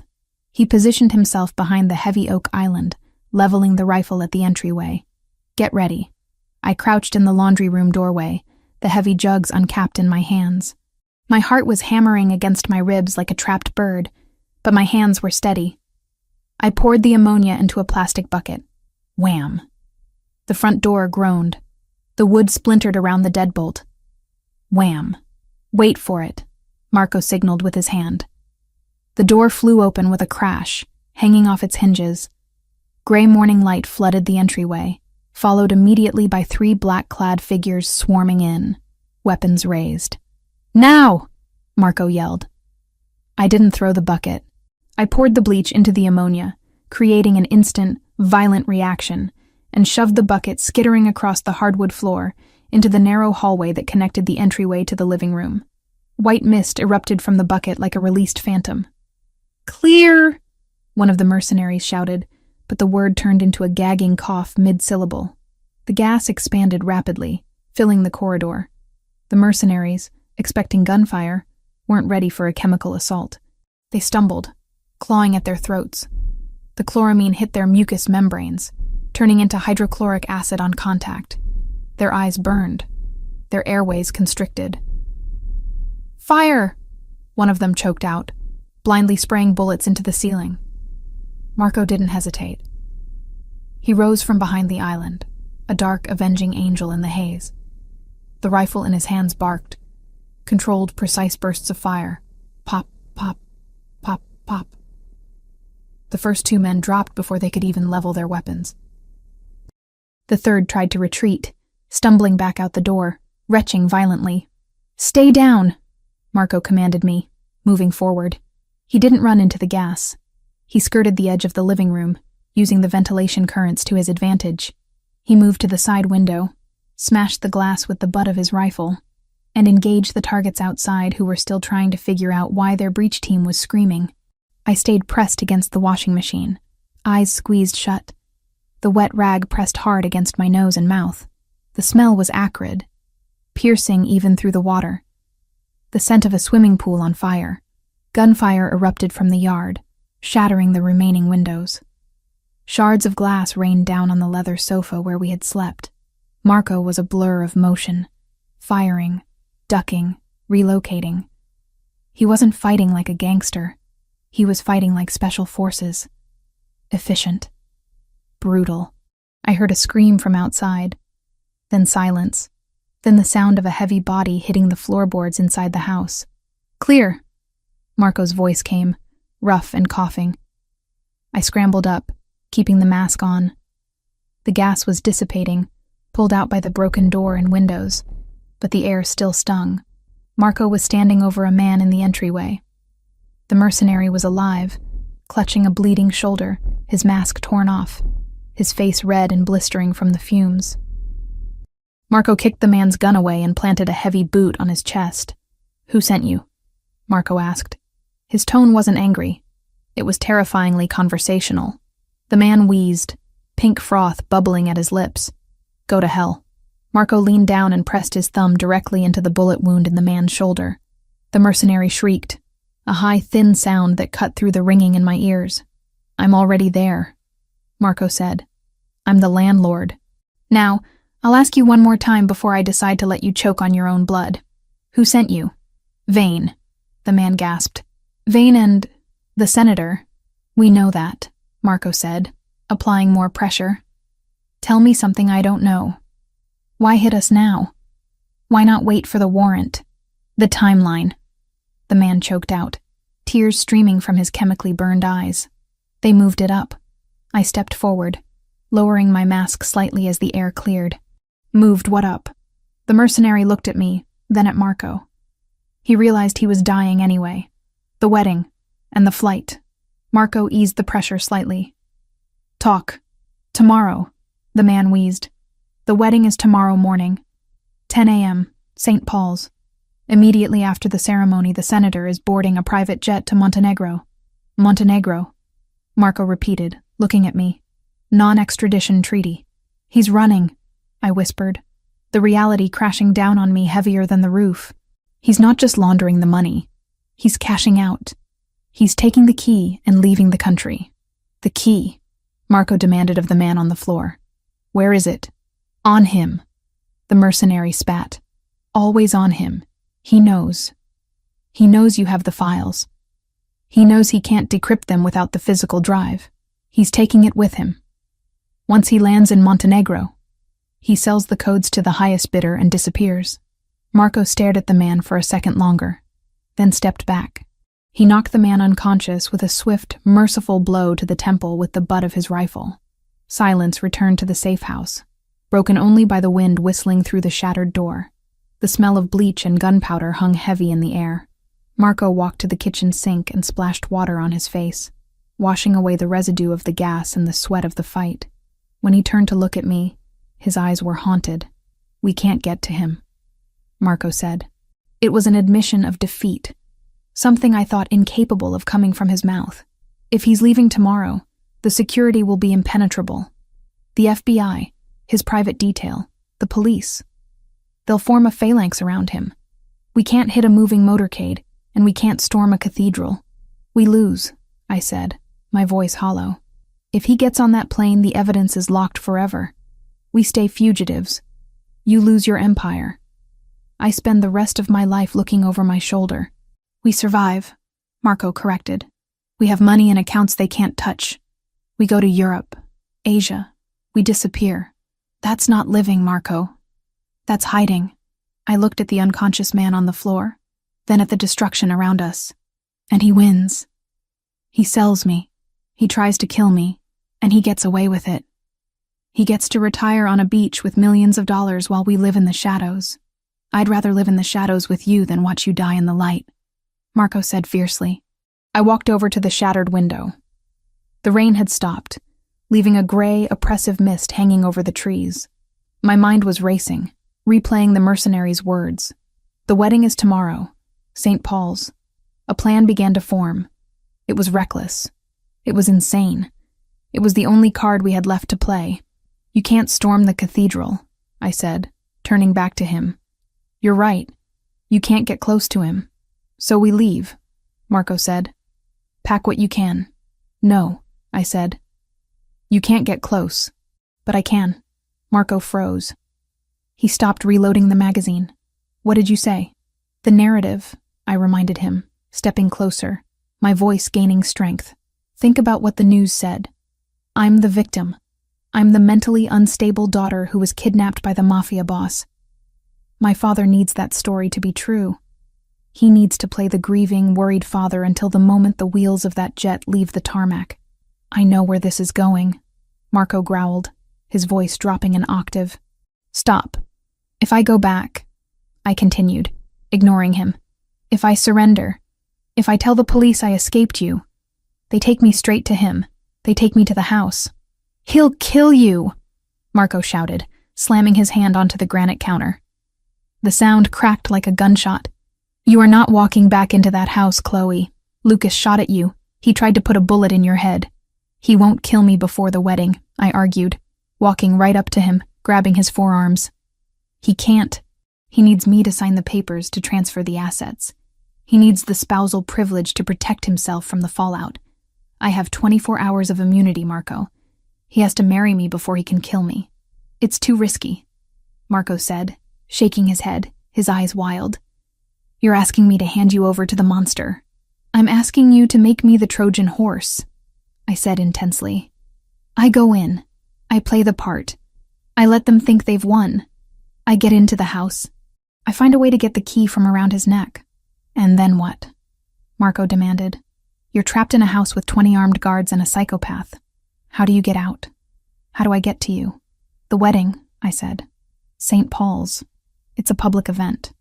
Even if they lock it down, there will be press. There will be chaos. You hit them then. When I'm at the altar.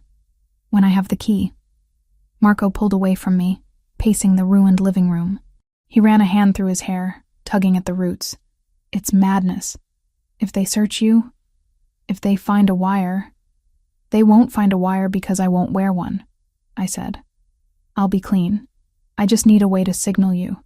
A way to open the vault." "The key is physical," Marco muttered, his mind reluctantly engaging with the strategy. "If you get the drive, you still need to get it to me." "I will," I promised. "But you have to let me do this. You have to let me go." He stopped pacing. He looked at me across the room. The distance felt like a canyon. He looked at the bruises on my arms, the terror and exhaustion etched into my face, and the steel resolve in my eyes. "I promise to keep you safe," he whispered, his voice breaking. "Sending you back there. It breaks every instinct I have. You are keeping me safe," I said softly. "You're giving me a chance to fight back. I'm done running, Marco. I want to end this. I want to cut the head off the snake." He closed his eyes for a long moment. When he opened them, the warmth was gone, replaced by a cold, deadly calculation. He wasn't looking at his lover anymore. He was looking at his operative. "If we do this," he said, his voice low and dangerous, "there is no margin for error. If you miss the window, if you can't get the key, I will burn Boston to the ground to get you out, but it might be too late." "I won't miss," I said. "You'll need a way to override the safe," Marco said, his mind moving 3 steps ahead. "The senator keeps a backup drive in his safe at home, in case he loses the necklace. You said you know the code, but he might have changed it." "He won't," I said. "He's arrogant." "We don't bet on arrogance," Marco countered. He walked to his equipment bag and pulled out a small metallic cylinder. It looked like a lipstick. "This isn't just a casing. It's a localized EMP and a brute force decryption tool. If you can get it near the keypad of his safe, it will cycle through every possible combination in under 3 minutes." He held it out to me. "And a tracker," he added. "I need to know exactly where you are every second." "They'll strip search me," I warned. "They'll check for bugs." "Not this," Marco said. He reached into the medical kit and pulled out a small translucent capsule. It looked like a vitamin, ingestible. It pulses a low-frequency signal that cuts through interference. It dissolves in 24 hours. Swallow it. I took the capsule. I didn't hesitate. I put it in my mouth and swallowed dry. "I'm on the grid," I said. Marco walked over to me. He wrapped his arms around me, pulling me into him with a force that knocked the breath out of my lungs. He buried his face in my hair, inhaling deeply. "I hate this," he whispered into my ear. "I hate everything about this." "I know," I said, holding him just as tight. "If he touches you," Marco vowed, his voice vibrating against my skull. "If he hurts you, I will peel the skin from his bones." "He won't have time," I said, pulling back to look at him. "Because you're going to be there." "I'll be there," he promised. "I'll be waiting for the signal." "How do I signal you?" "The ceremony," Marco said. "When the priest asks for objections, that's the window. You create the chaos. I bring the storm." I nodded. I was terrified. My hands were shaking again, but my mind was clear. "We need to make it look real," I said. "I need to look like I escaped, like I've been running through the woods all night." Marco looked at the door. "The highway is 2 miles south. Police patrol it every hour." He touched my cheek one last time. It felt like a goodbye. "Go," he said, the word costing him everything. "Before I change my mind and lock you in this house forever." I stepped away from him. I grabbed my jacket. I didn't look back at the warmth of the safe house. I stepped over the unconscious mercenary, over the shattered glass, and walked out into the cold, gray morning.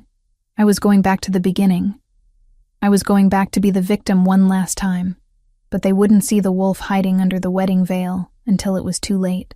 The asphalt of Interstate 90 was cold and gritty under my boots, vibrating with the rumble of distant traffic.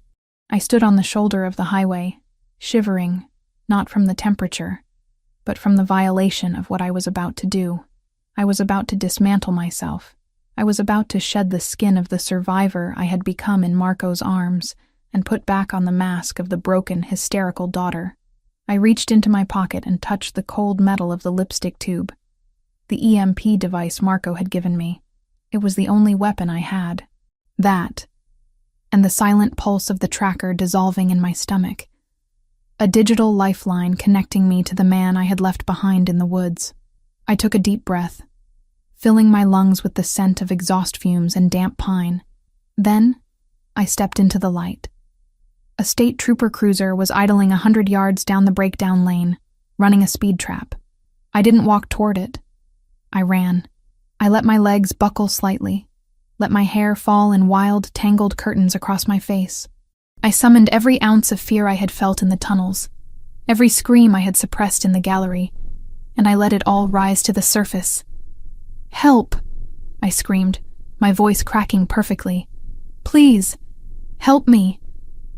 I waved my arms frantically, stumbling into the edge of the driving lane. Brakes screeched. A horn blared. A long, angry note that tore through the morning silence. The trooper's car door flew open before he even put it in park. He was young, his hand dropping instinctively to his holster as he saw a woman running out of the mist. "Ma'am, get off the road," he shouted, rushing toward me. I collapsed onto the gravel shoulder, scraping my palms. I didn't get up. I curled into a ball, sobbing. It wasn't entirely acting. The exhaustion was real. The terror of what waited for me at the end of this ride was real. "He's coming," I gasped as the trooper knelt beside me. I grabbed his uniform sleeve, burying my face in the rough fabric. "He's coming back for me. Don't let him take me." "Who?" the trooper asked, his voice switching from authoritative to urgent. He clicked his radio. "Dispatch, I have a 1054 on I-90 eastbound. Female, mid-20s, visible distress. Send backup and EMS. Ravellini." I whispered the name like a curse, just loud enough for him to hear. "Marco Ravellini. He had a gun." The trooper stiffened. The name was radioactive. He pulled me up, positioning his body between me and the empty tree line, scanning the woods with wide, fearful eyes. "You're safe now," he lied. "Get in the car." I huddled in the back of the cruiser, wrapped in a scratchy wool blanket, watching the world blur through the safety glass. The radio chatter was incessant. Codes, locations. The mention of Senator Evans' daughter sent a shockwave through the dispatch channels. Within 10 minutes, 3 more cruisers and an unmarked black sedan had boxed us in. They didn't take me to a hospital. They didn't take me to a police station. The convoy drove straight to the airfield, bypassing the usual protocols. The authority of the United States Senate, it seemed, superseded the need for a triage nurse. When the car finally stopped, we weren't at a precinct. We were at the gated entrance of the Evans estate in Brookline. The iron gates, which usually stood as a monument to old money and exclusion, swung open to swallow me whole. My stomach twisted. I wasn't returning home. I was returning to the crime scene. The cruiser stopped at the portico. Before the trooper could open my door, it was yanked open from the outside. My father stood there. Senator William Evans looked impeccable, as always. Navy suit, silver hair perfectly coiffed. the American flag pin glinting on his lapel. To the cameras that I knew were lurking beyond the perimeter, he looked like a worried patriarch. To me, he looked like a butcher inspecting a shipment that had fallen off the truck. "Chloe," he said. There was no relief in his voice, only possession. He reached in and grabbed my arm. His grip was hard, his fingers digging into the sensitive flesh of my bicep where a bruise was already forming. He hauled me out of the car, pulling me into a hug that felt more like a restraint. "Thank God," he said loudly, for the benefit of the troopers standing by. "My poor girl, look at you." He pressed my face into his shoulder. I smelled his cologne. Expensive, musky, cloying. It was the scent of my childhood fear. I tried to get away. I sobbed into his jacket, playing my part. I ran all night. "Shh," he hissed in my ear, his voice dropping to a venomous whisper that only I could hear. "If you say one word about the paintings, I will have you lobotomized in a Swiss clinic before the week is out." I pulled back, letting my eyes widen with a manic, fragile terror. "I just want to sleep. Please, Daddy. I just want it to stop. It's over now," he said, turning to the lead officer. "Thank you, Lieutenant. My family is indebted to you. My personal medical team will take it from here. She needs privacy and sedation."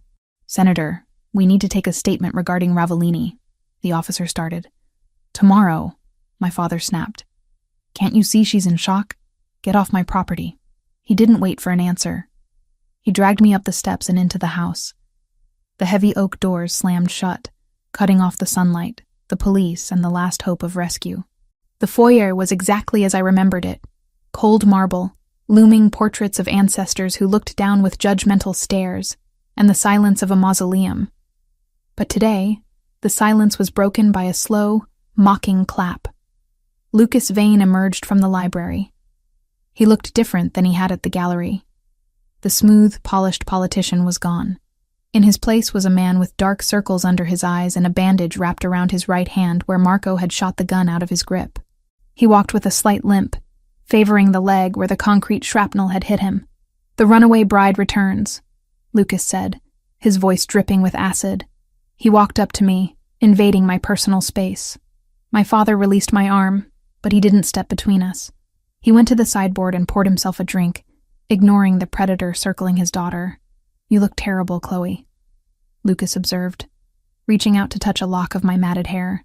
I flinched violently, slapping his hand away. "Don't touch me," I screamed, keeping up the act of the traumatized victim. "You tried to kill me. I tried to save you," Lucas corrected smoothly, though his eyes promised retribution. "You were being abducted by a terrorist. I was firing at the threat. It's a tragedy you were in the crossfire." He grabbed my chin, forcing me to look at him. His grip was painful. "Where is he? Where is Ravellini?"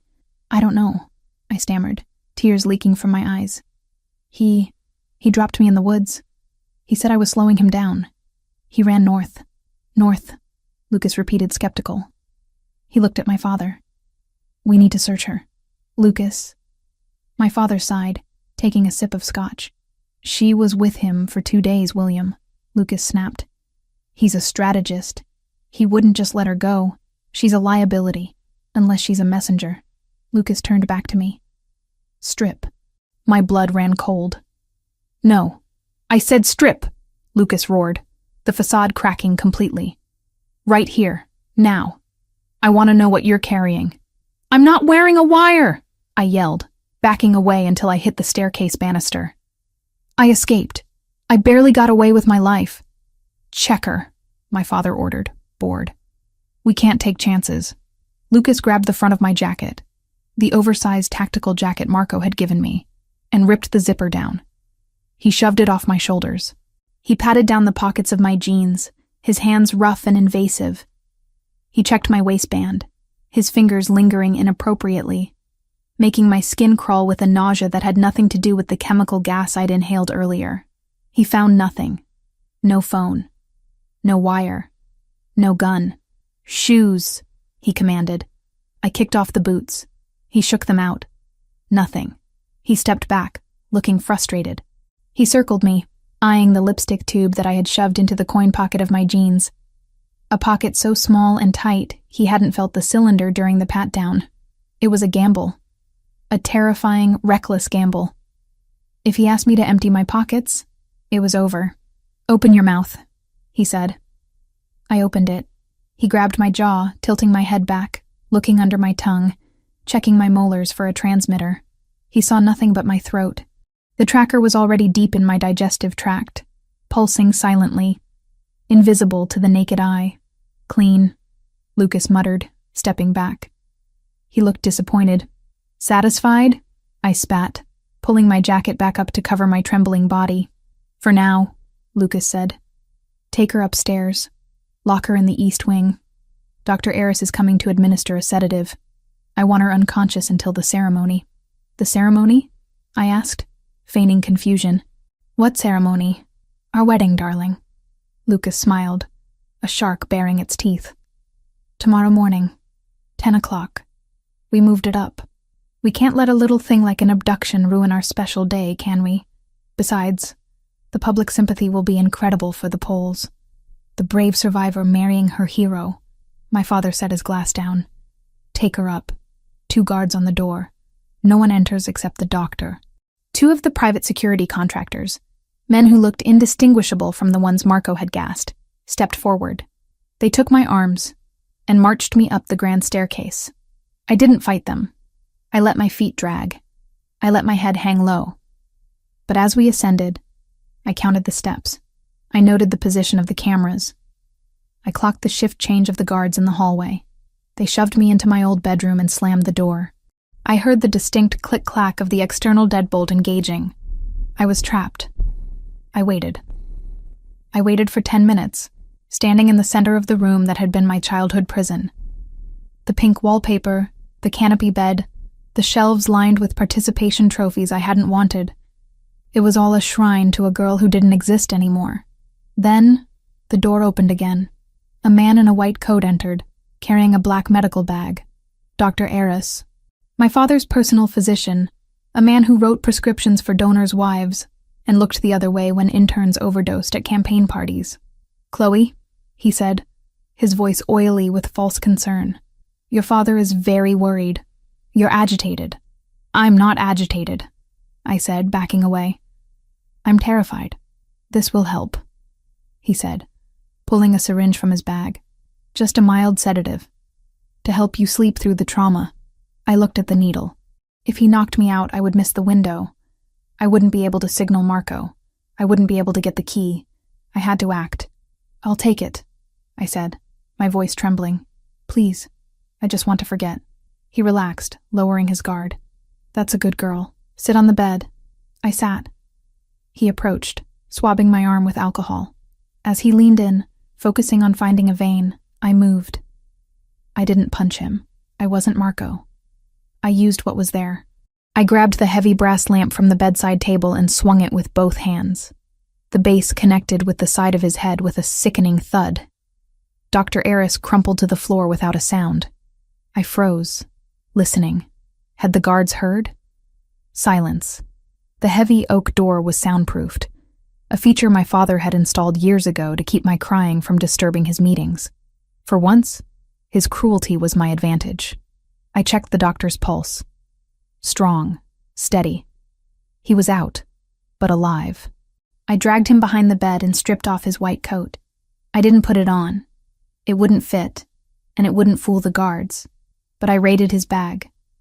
I found a bottle of pills, benzodiazepines. I pocketed them. I found a roll of medical tape. Then I went to the window. It was barred. Another safety measure from my teenage years. Escape was impossible that way. I looked at the clock. 2 a.m. The house was quiet. The guards would be tired. I retrieved the lipstick tube from my pocket. Marco had explained how it worked. It wasn't just a jammer. It was a localized frequency overload device. It could fry a digital lock from 6 inches away, but the lock was on the outside of my door. I went to the door and knelt by the keyhole. It was an old-fashioned mechanical deadbolt reinforced with a modern magnetic strip. The lipstick wouldn't work on the deadbolt. Panic flared in my chest. I had the tech to crack a safe, but I was defeated by a piece of iron. Then I remembered the vents. The house was old, but the HVAC system had been updated. There was a return vent near the ceiling. It led to the central shaft. It wouldn't fit a person, but sound traveled. I dragged the desk chair over to the vent. I climbed up and put my ear to the grate. I could hear the guards talking in the hallway. Shift ends in 20. Man, Vane is losing it. Did you see him kicking the dog earlier? Just keep your head down. We get the bonus once the jet takes off. 20 minutes. Shift change. That was the gap. I waited. It was the longest 20 minutes of my life. I sat on the floor, clutching the lipstick device, breathing in rhythm with the tracker in my gut. I am not alone, I told myself. Marco is watching the dot on a screen. He knows I'm here. Finally, I heard heavy footsteps retreating. Then, a brief silence before the new set of footsteps would arrive. It was a window of maybe 30 seconds. I didn't try to pick the lock. I used the medical tape. I taped the latch of the door, not the deadbolt, but the catch. It was a desperate hope that maybe, just maybe, they hadn't engaged the deadbolt fully, or that in their laziness, they relied on the magnetic seal. I tried the handle. Locked. I leaned my forehead against the wood. Think, Chloe. Think. The doctor. I ran back to Dr. Eris. I searched his pockets. Keys. A ring of keys. I grabbed them, my hands shaking so hard I dropped them twice. I ran back to the door. I tried the first key. It didn't fit. The second. No. The third. It slid in. I turned it. The deadbolt clicked back. I cracked the door open. The hallway was empty. The new guards hadn't rounded the corner yet. I slipped out, closing the door softly behind me. I was barefoot, moving like a ghost across the Persian runners. I didn't go toward the exits. I went deeper into the belly of the beast. My father's study. It was on the ground floor, past the library. I used the servants' staircase, the narrow, creaky steps I used to sneak down for snacks as a child. I froze at every shadow, every settling timber of the house sounding like a gunshot. I reached the study door. It was closed. A keypad glowed blue next to the handle. This was it. I pulled the cap off the lipstick device. I held it up to the keypad. I pressed the activation button on the bottom. The device hummed. A sound barely audible, like a mosquito. The blue light on the keypad flickered. Numbers began to cycle rapidly on the display, a blur of red LEDs. Calculating. Come on. Come on. Hey! A voice shouted from the hallway behind me. I spun around. A guard was standing at the end of the corridor, his flashlight beam hitting me in the face. She's out. The girl is out. He yelled into his radio, reaching for his gun. The keypad beeped. A solid green light. Access granted. I threw the door open and threw myself inside, slamming it shut and throwing the manual bolt just as a bullet splintered the wood where my head had been. I was in. But now I was under siege. Open the door! The guard screamed, pounding on it. We have her cornered in the study. I didn't have time. I ran to the painting on the far wall, a portrait of George Washington. I swung it aside. Behind it sat the wall safe. This was the backup. Marco was right. My father was paranoid. He kept a copy of everything.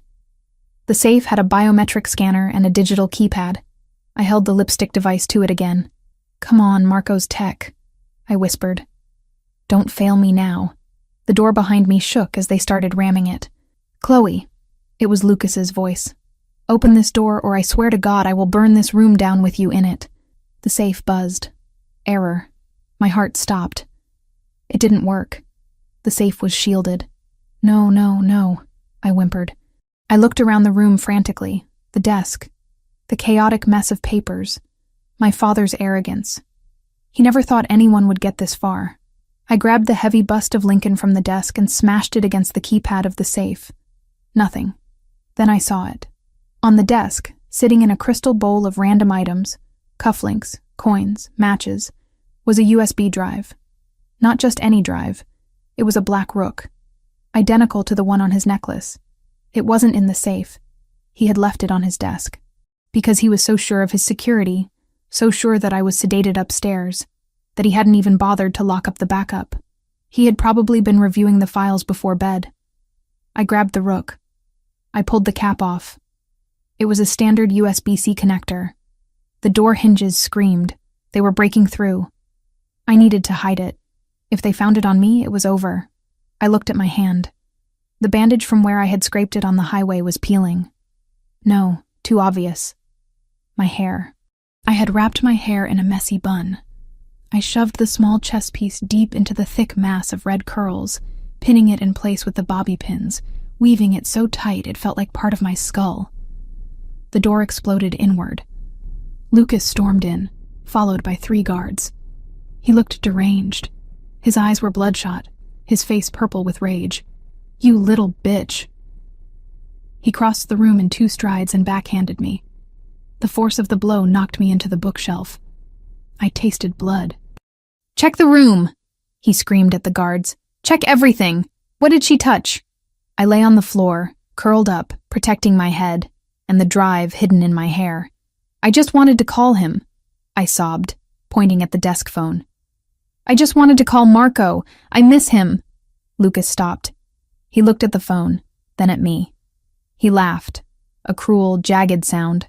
"You broke out of a secure room, assaulted a doctor, and breached my security. To make a phone call to your boyfriend?" He grabbed me by the hair, thankfully gripping the base of the ponytail, missing the rook by inches, and hauled me up. "You really are insane," he spat. "Dr. Eris was right. The sedation didn't take. We need a higher dose." "Sir," one of the guards said, "the safe hasn't been touched." She didn't open it. Lucas looked at the safe, then at the desk. The crystal bowl was undisturbed. He didn't notice the missing rook because he didn't know the backup existed. Only my father knew, and my father was asleep upstairs. "Take her back," Lucas ordered, shoving me into the arms of the guards. "And this time, zip-tie her to the bed frame. If she moves an inch, break her legs. She just needs to be able to say 'I do' tomorrow. She doesn't need to walk." They dragged me out. My cheek throbbed, my lip was split, and my ribs ached. But as they marched me back to my prison, a wild, hysterical laughter bubbled in my chest. I had it. I had the key. I was bruised. I was bleeding. And I was about to be tied to a bed like a sacrificial lamb. But I had the black rook woven into my hair. I looked out the window as we passed the landing. The sun was starting to rise. The sky was bleeding red and gold. "I'm ready, Marco," I thought, sending the thought out into the ether as the tracker pulsed in my gut. "I have the payload. Bring the storm." The layers of foundation felt heavy on my skin, a suffocating mask of beige designed to hide the purple bruise blooming on my cheekbone. The makeup artist, a woman with trembling hands who clearly knew better than to ask questions, dabbed concealer over my split lip. I sat frozen in the vanity chair of the bridal suite at the cathedral, staring at my reflection. The woman looking back was a stranger. She was pale, hollow-eyed, and draped in a gown of Chantilly lace that cost more than a house.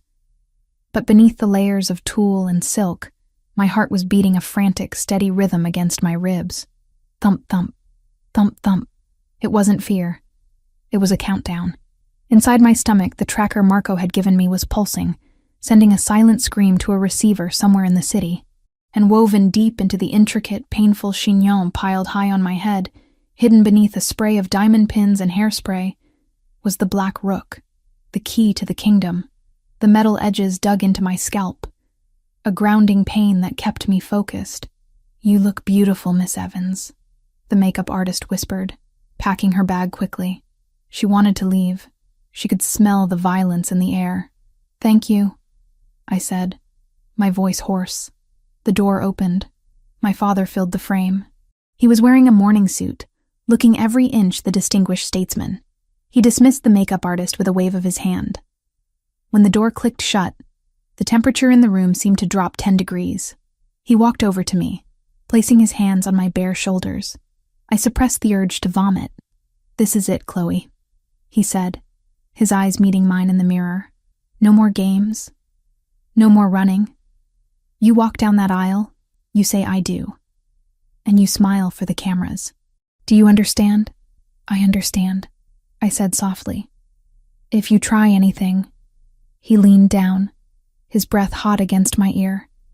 "If you trip, If you cry, if you hesitate, I have men stationed at every exit, and I will give the order to find Marco Ravellini and burn him alive in whatever hole he's hiding in." I didn't flinch. He thought Marco was hiding. He thought he had won. "I'm ready, Father," I said. "Let's get this over with." He scrutinized me for a moment, looking for the cracks, for the hysteria I had displayed yesterday.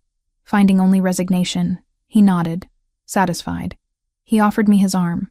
We walked out of the suite and toward the massive double doors of the cathedral nave. The sound of the organ vibrated through the floorboards, a heavy, ominous chord that sounded more like a funeral dirge than a wedding march. "Wait here," the coordinator signaled. The doors swung open.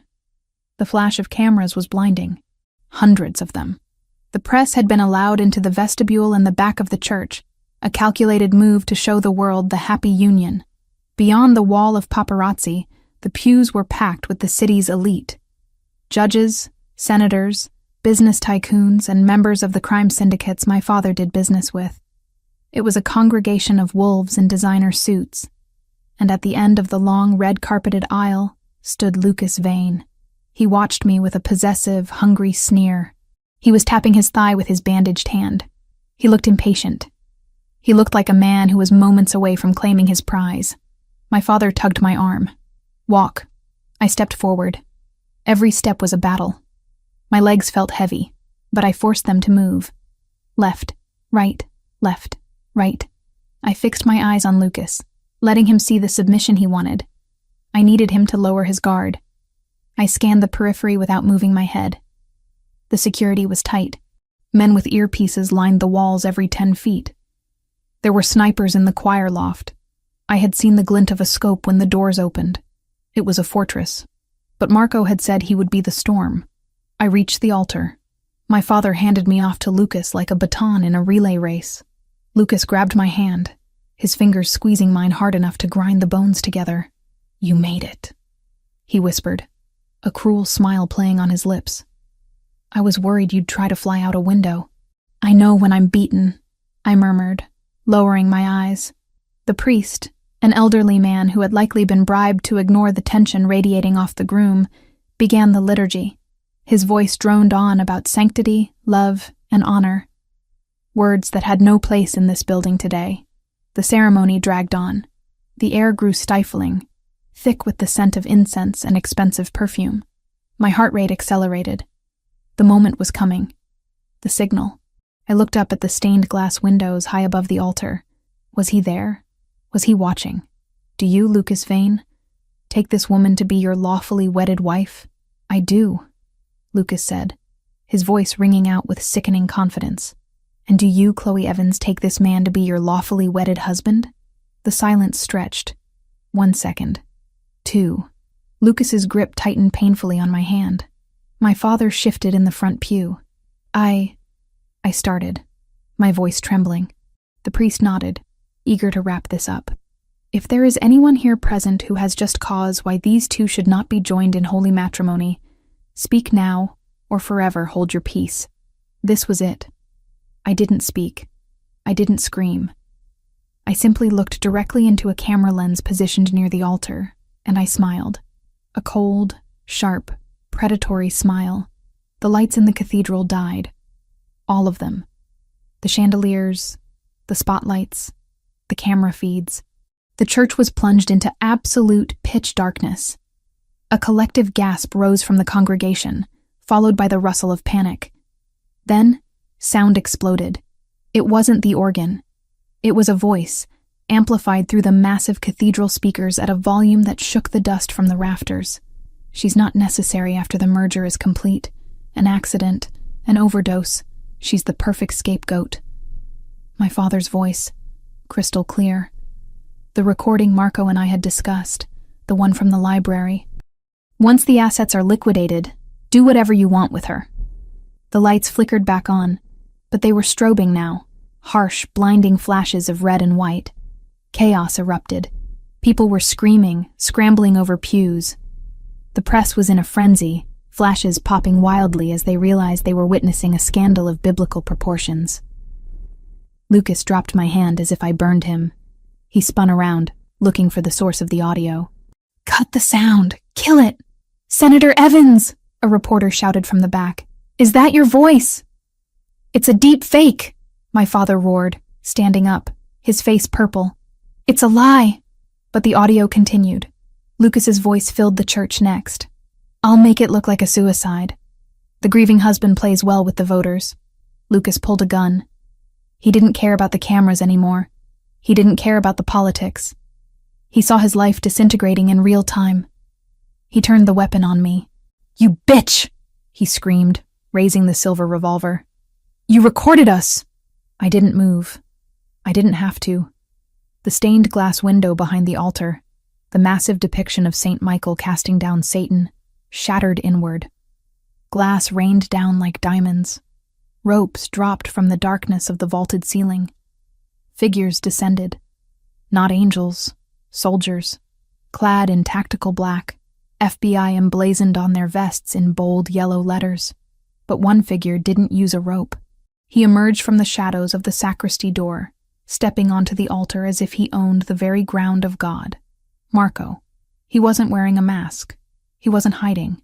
He was wearing a dark suit, his shirt unbuttoned, his face a mask of calculated violence. He held a gun in one hand, leveled steady and true. "Lucas!" Marco's voice cut through the chaos, deeper and more terrifying than the amplified recording. Lucas spun toward him, distracting him from me. "Ravellini!" Lucas shrieked, swinging his gun toward Marco. It was a mistake. Marco fired. One shot. The bullet struck Lucas's right shoulder, spinning him around. He dropped the gun, howling in pain, clutching the shattered joint. "Federal agents! Nobody move!" The FBI team hit the ground running. They swarmed the altar, weapons drawn. But they weren't aiming at Marco. They were aiming at the senator's security detail. My father tried to run. He scrambled toward the side exit, pushing past a bewildered bishop. 2 agents tackled him before he made it 3 steps. The sight of Senator William Evans, the untouchable kingmaker, face down on the marble floor with his hands cuffed behind his back, was an image that would be burned into history. I stood alone in the center of the storm. The wedding dress felt miles heavy. Marco walked toward me. He didn't run. He walked with a terrifying calm, stepping over Lucas Vane, who was writhing on the ground, bleeding onto the white altar steps. Marco stopped in front of Lucas. He looked down. "I told you," Marco said, his voice audible even over the screaming crowd. "She stays with me." He kicked Lucas's gun skittering across the floor, away from the grasping hand of the fallen groom. Then he looked at me. The violence drained from his face instantly. He holstered his weapon and closed the distance between us. He reached out, his hands hovering for a second as if checking for injuries, before he grabbed my face. "Did he touch you?" Marco demanded, scanning my bruised cheek, my split lip. "Tell me." "No," I breathed, my knees finally giving way. "I'm okay. You came." "I told you I would bring the storm," he whispered roughly. "Miss Evans." An FBI agent, a tall woman with a no-nonsense face, approached us. She looked at Marco with wariness, but didn't arrest him. They had a deal. "We have the senator. We have the confession on tape. But we need the physical evidence. The encryption key." I nodded. My hands were shaking so hard I couldn't reach up. "It's here," I said, tilting my head. "In my hair." Marco understood. He reached up, his fingers gentle as they navigated the complex structure of the bridal updo. He found the pins. He pulled them out, letting the heavy mass of red curls tumble down around my shoulders. He felt around until his fingers brushed the cold metal of the black rook. He pulled it out. He held it up. The USB drive caught the strobing emergency lights, a small black piece of plastic that contained the ruin of 20 powerful men. He handed it to the agent. "The Da Vinci files," Marco said. "Full decryption. Names, dates, bank accounts. It's all there." The agent took it, bagging it immediately. "And you're part of the deal, Mr. Ravellini. I'm walking out of here," Marco said flatly. "And I'm taking her with me." The agent hesitated. She looked at the chaos, at the senator being dragged away, at Lucas bleeding out under the care of a medic. She looked at the undeniable evidence Marco had just handed her, a career-making bust, We have a 20-minute window before the local PD secures the perimeter, the agent said, checking her watch. After that, I can't guarantee your freedom. Go. Marco didn't waste a second. He wrapped his arm around my waist, pulling me into his side. Let's go home, Chloe. We didn't leave through the back. We walked down the center aisle. The press was still there, shocked into silence, cameras rolling. I didn't hide my face. I walked with my head high, the ruined wedding dress trailing behind me like a shroud. I walked past the people who had come to watch me be sold. I walked past the society that had ignored my bruises for years. Marco shielded me from the flashes, his body a solid wall between me and the world. As we reached the heavy oak doors, the rain was falling again outside. A cleansing deluge. Wait, I said, stopping at the threshold. Marco paused, looking down at me. What is it? I reached down and grabbed the layers of tulle and silk of my skirt. I ripped the fabric. It tore easily, ruined by the day's events. I stepped out of the heavy train, leaving the bulk of the wedding dress in a pile on the church steps. I was left in the silk slip, shivering in the cold air, but free. Now I'm ready, I said. Marco took off his suit jacket and draped it over my shoulders. It was warm and smelled of him. Gunpowder and sandalwood. The car is waiting, he said. We ran into the rain, hand in hand. Not away from something this time. Toward something. The black Aston Martin was idling at the curb, engine purring. I slid into the passenger seat. Marco got behind the wheel. As we peeled away from the curb, leaving the sirens and the scandal in the rearview mirror, I reached into my pocket. I pulled out the lipstick device Marco had given me. I didn't need to use it, I said, tossing it onto the dashboard. He left the key on his desk. He was so arrogant he didn't even lock the backup. Marco laughed. It was a sound of pure relief, a rough, beautiful sound. He reached over and took my hand, lacing his fingers through mine. You did it, Chloe, he said. You took down the untouchables. We did it. I corrected. I squeezed his hand. Where are we going? The safe house is burned. We're going to the airport, Marco said, glancing at me with a smirk. But not to Montenegro. Where then? Italy, he said. I have a villa on Lake Como. It needs a lot of work. The frescoes are peeling. The art is in disrepair. I looked at him, hope blooming in my chest so painful and bright it made me dizzy. It sounds like you need a restorer, I said. I do, Marco said, lifting my hand to his lips. I need the best. And I hear she's finally free. The city of Boston faded behind us. A gray smear of rain and bad memories. I leaned my head back against the seat and closed my eyes. The tracker was still in my gut. The bruises still throbbed on my face. But for the first time in my life, the silence inside my head wasn't empty. It was peaceful. Marco? I whispered. Yeah? I'm not running anymore. I know, he said, tightening his grip on my hand. Neither am I. We drove into the storm, but the fear was gone. We were the eye of the hurricane now, and nothing could touch us. The sunlight hitting the surface of Lake Como didn't look like the sun in Boston. It was softer, older, filtered through the haze of the Italian Alps and the scent of lemon trees that lined the terrace. I sat on a wrought iron stool. A palette of oil paints balanced on my knee, staring at the canvas in front of me. It wasn't a new creation. It was a resurrection. The canvas was the silent Madonna, the fake Raphael that had hung in the Lombra Gallery 4 months ago. The painting Marco had slashed open with a scalpel to retrieve the evidence that brought down a senator. It sat on my easel now, the jagged, violent tear down the center slowly disappearing under my brushstrokes. I was stitching the Madonna back together, layer by layer, pigment by pigment. I dipped my brush into a mixture of ochre and linseed oil. My hands, which had once shaken so violently I couldn't hold a glass of water, were steady. The tiny white scar low on my abdomen, where the tracker had once sat like a ticking threat, was the only reminder my body still carried of being hunted. A shadow fell across the terrace. I didn't flinch. I didn't reach for a weapon. I knew that shadow. I knew the weight of the steps that approached me, the specific rhythm of the boots on the ancient stone tiles. You're working too hard, a voice rumbled, low and rich like the espresso sitting cold on the table beside me. Marco Ravellini stepped into my peripheral vision. He looked different here. The perpetual tension of Boston, the coiled spring of a man constantly anticipating an ambush, had loosened slightly. He wasn't wearing a suit. He wore a white linen shirt with the sleeves rolled up, exposing the scar on his forearm, where I had stitched him up in a safe house that felt a lifetime away. "I'm not working," I said, looking up at him. "I'm healing her." Marco walked behind me. He placed his hands on my shoulders, his thumbs digging into the muscles of my neck. His touch was heavy, grounding. It was the anchor that kept me from drifting away into the surreal beauty of our new life. "She looks better than she did in the gallery," Marco noted, looking at the painting. "Even before I ruined her. She was a lie back then," I said, cleaning my brush. "A shell to hide corruption. Now she's just art. She's honest." I leaned my head back against his stomach. He smelled of salt water and engine fuel.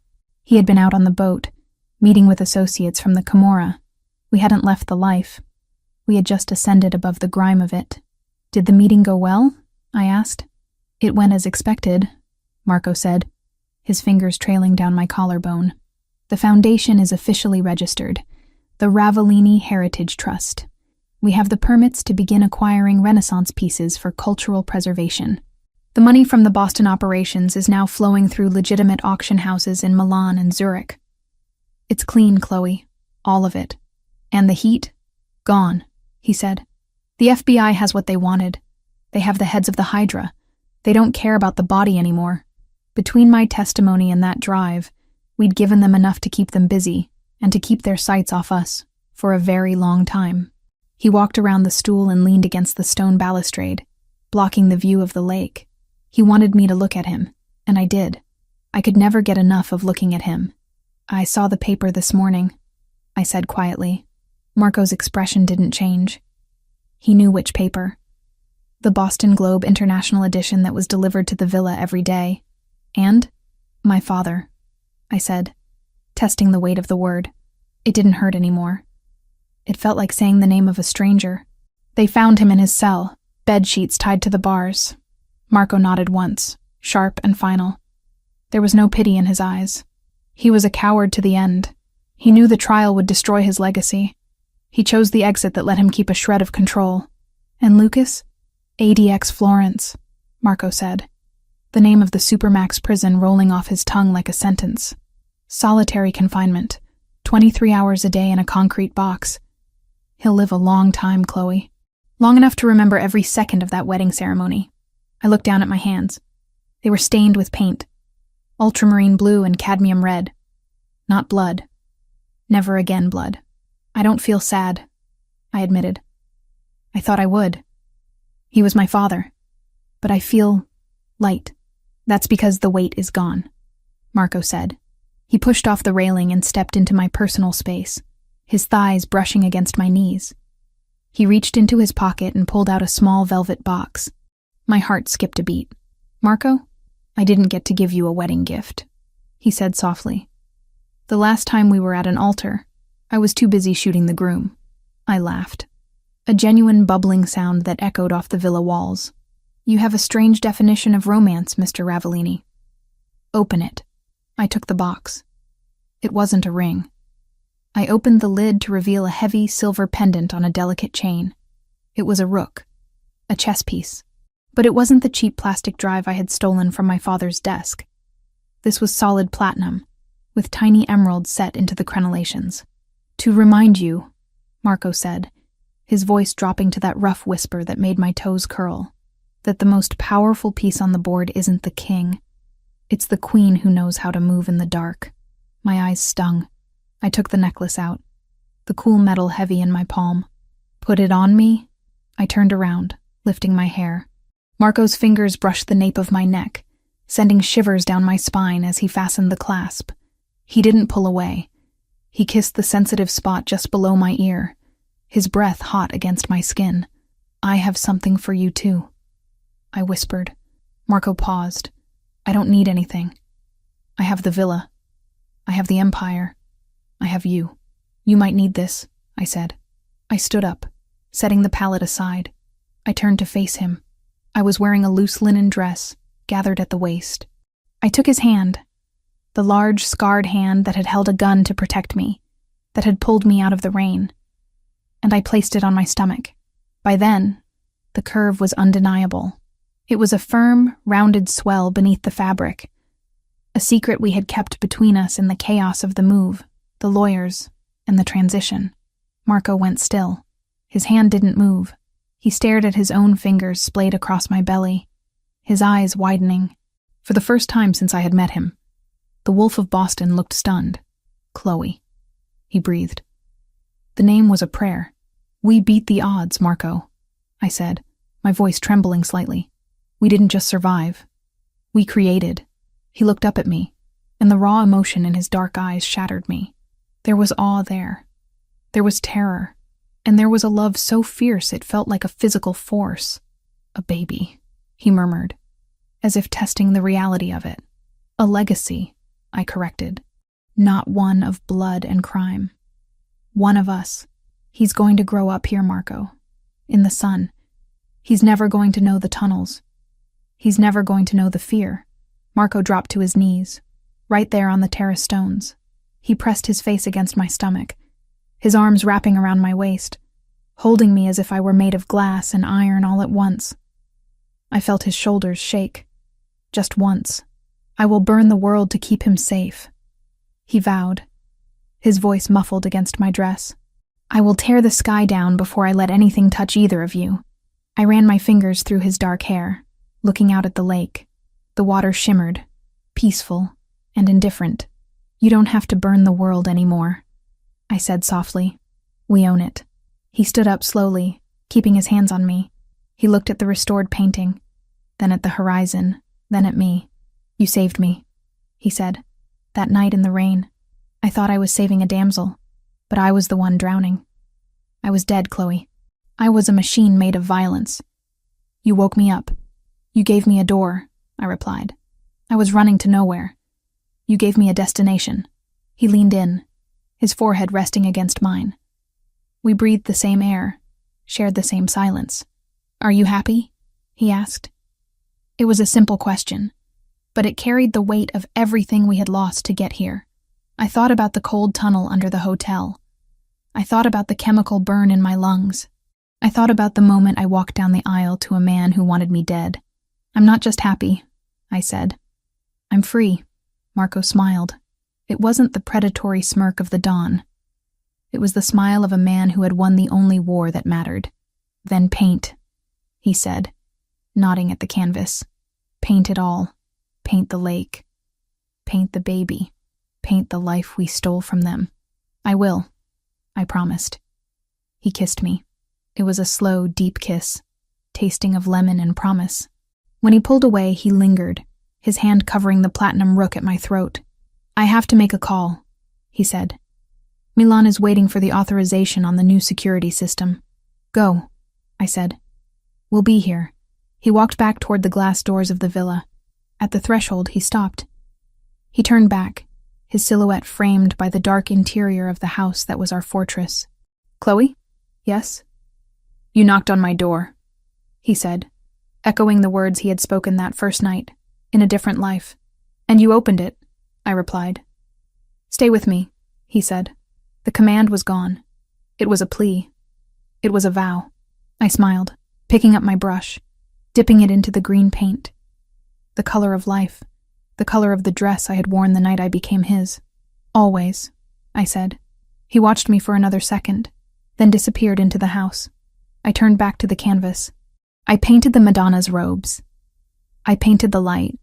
I painted the future, stroke by stroke, secure in the knowledge that behind me, the door was locked, the gate was guarded, and the monster who lived inside was no longer a monster to me. He was my husband. He was the father of my child, and he was the only safety I would ever need. The end.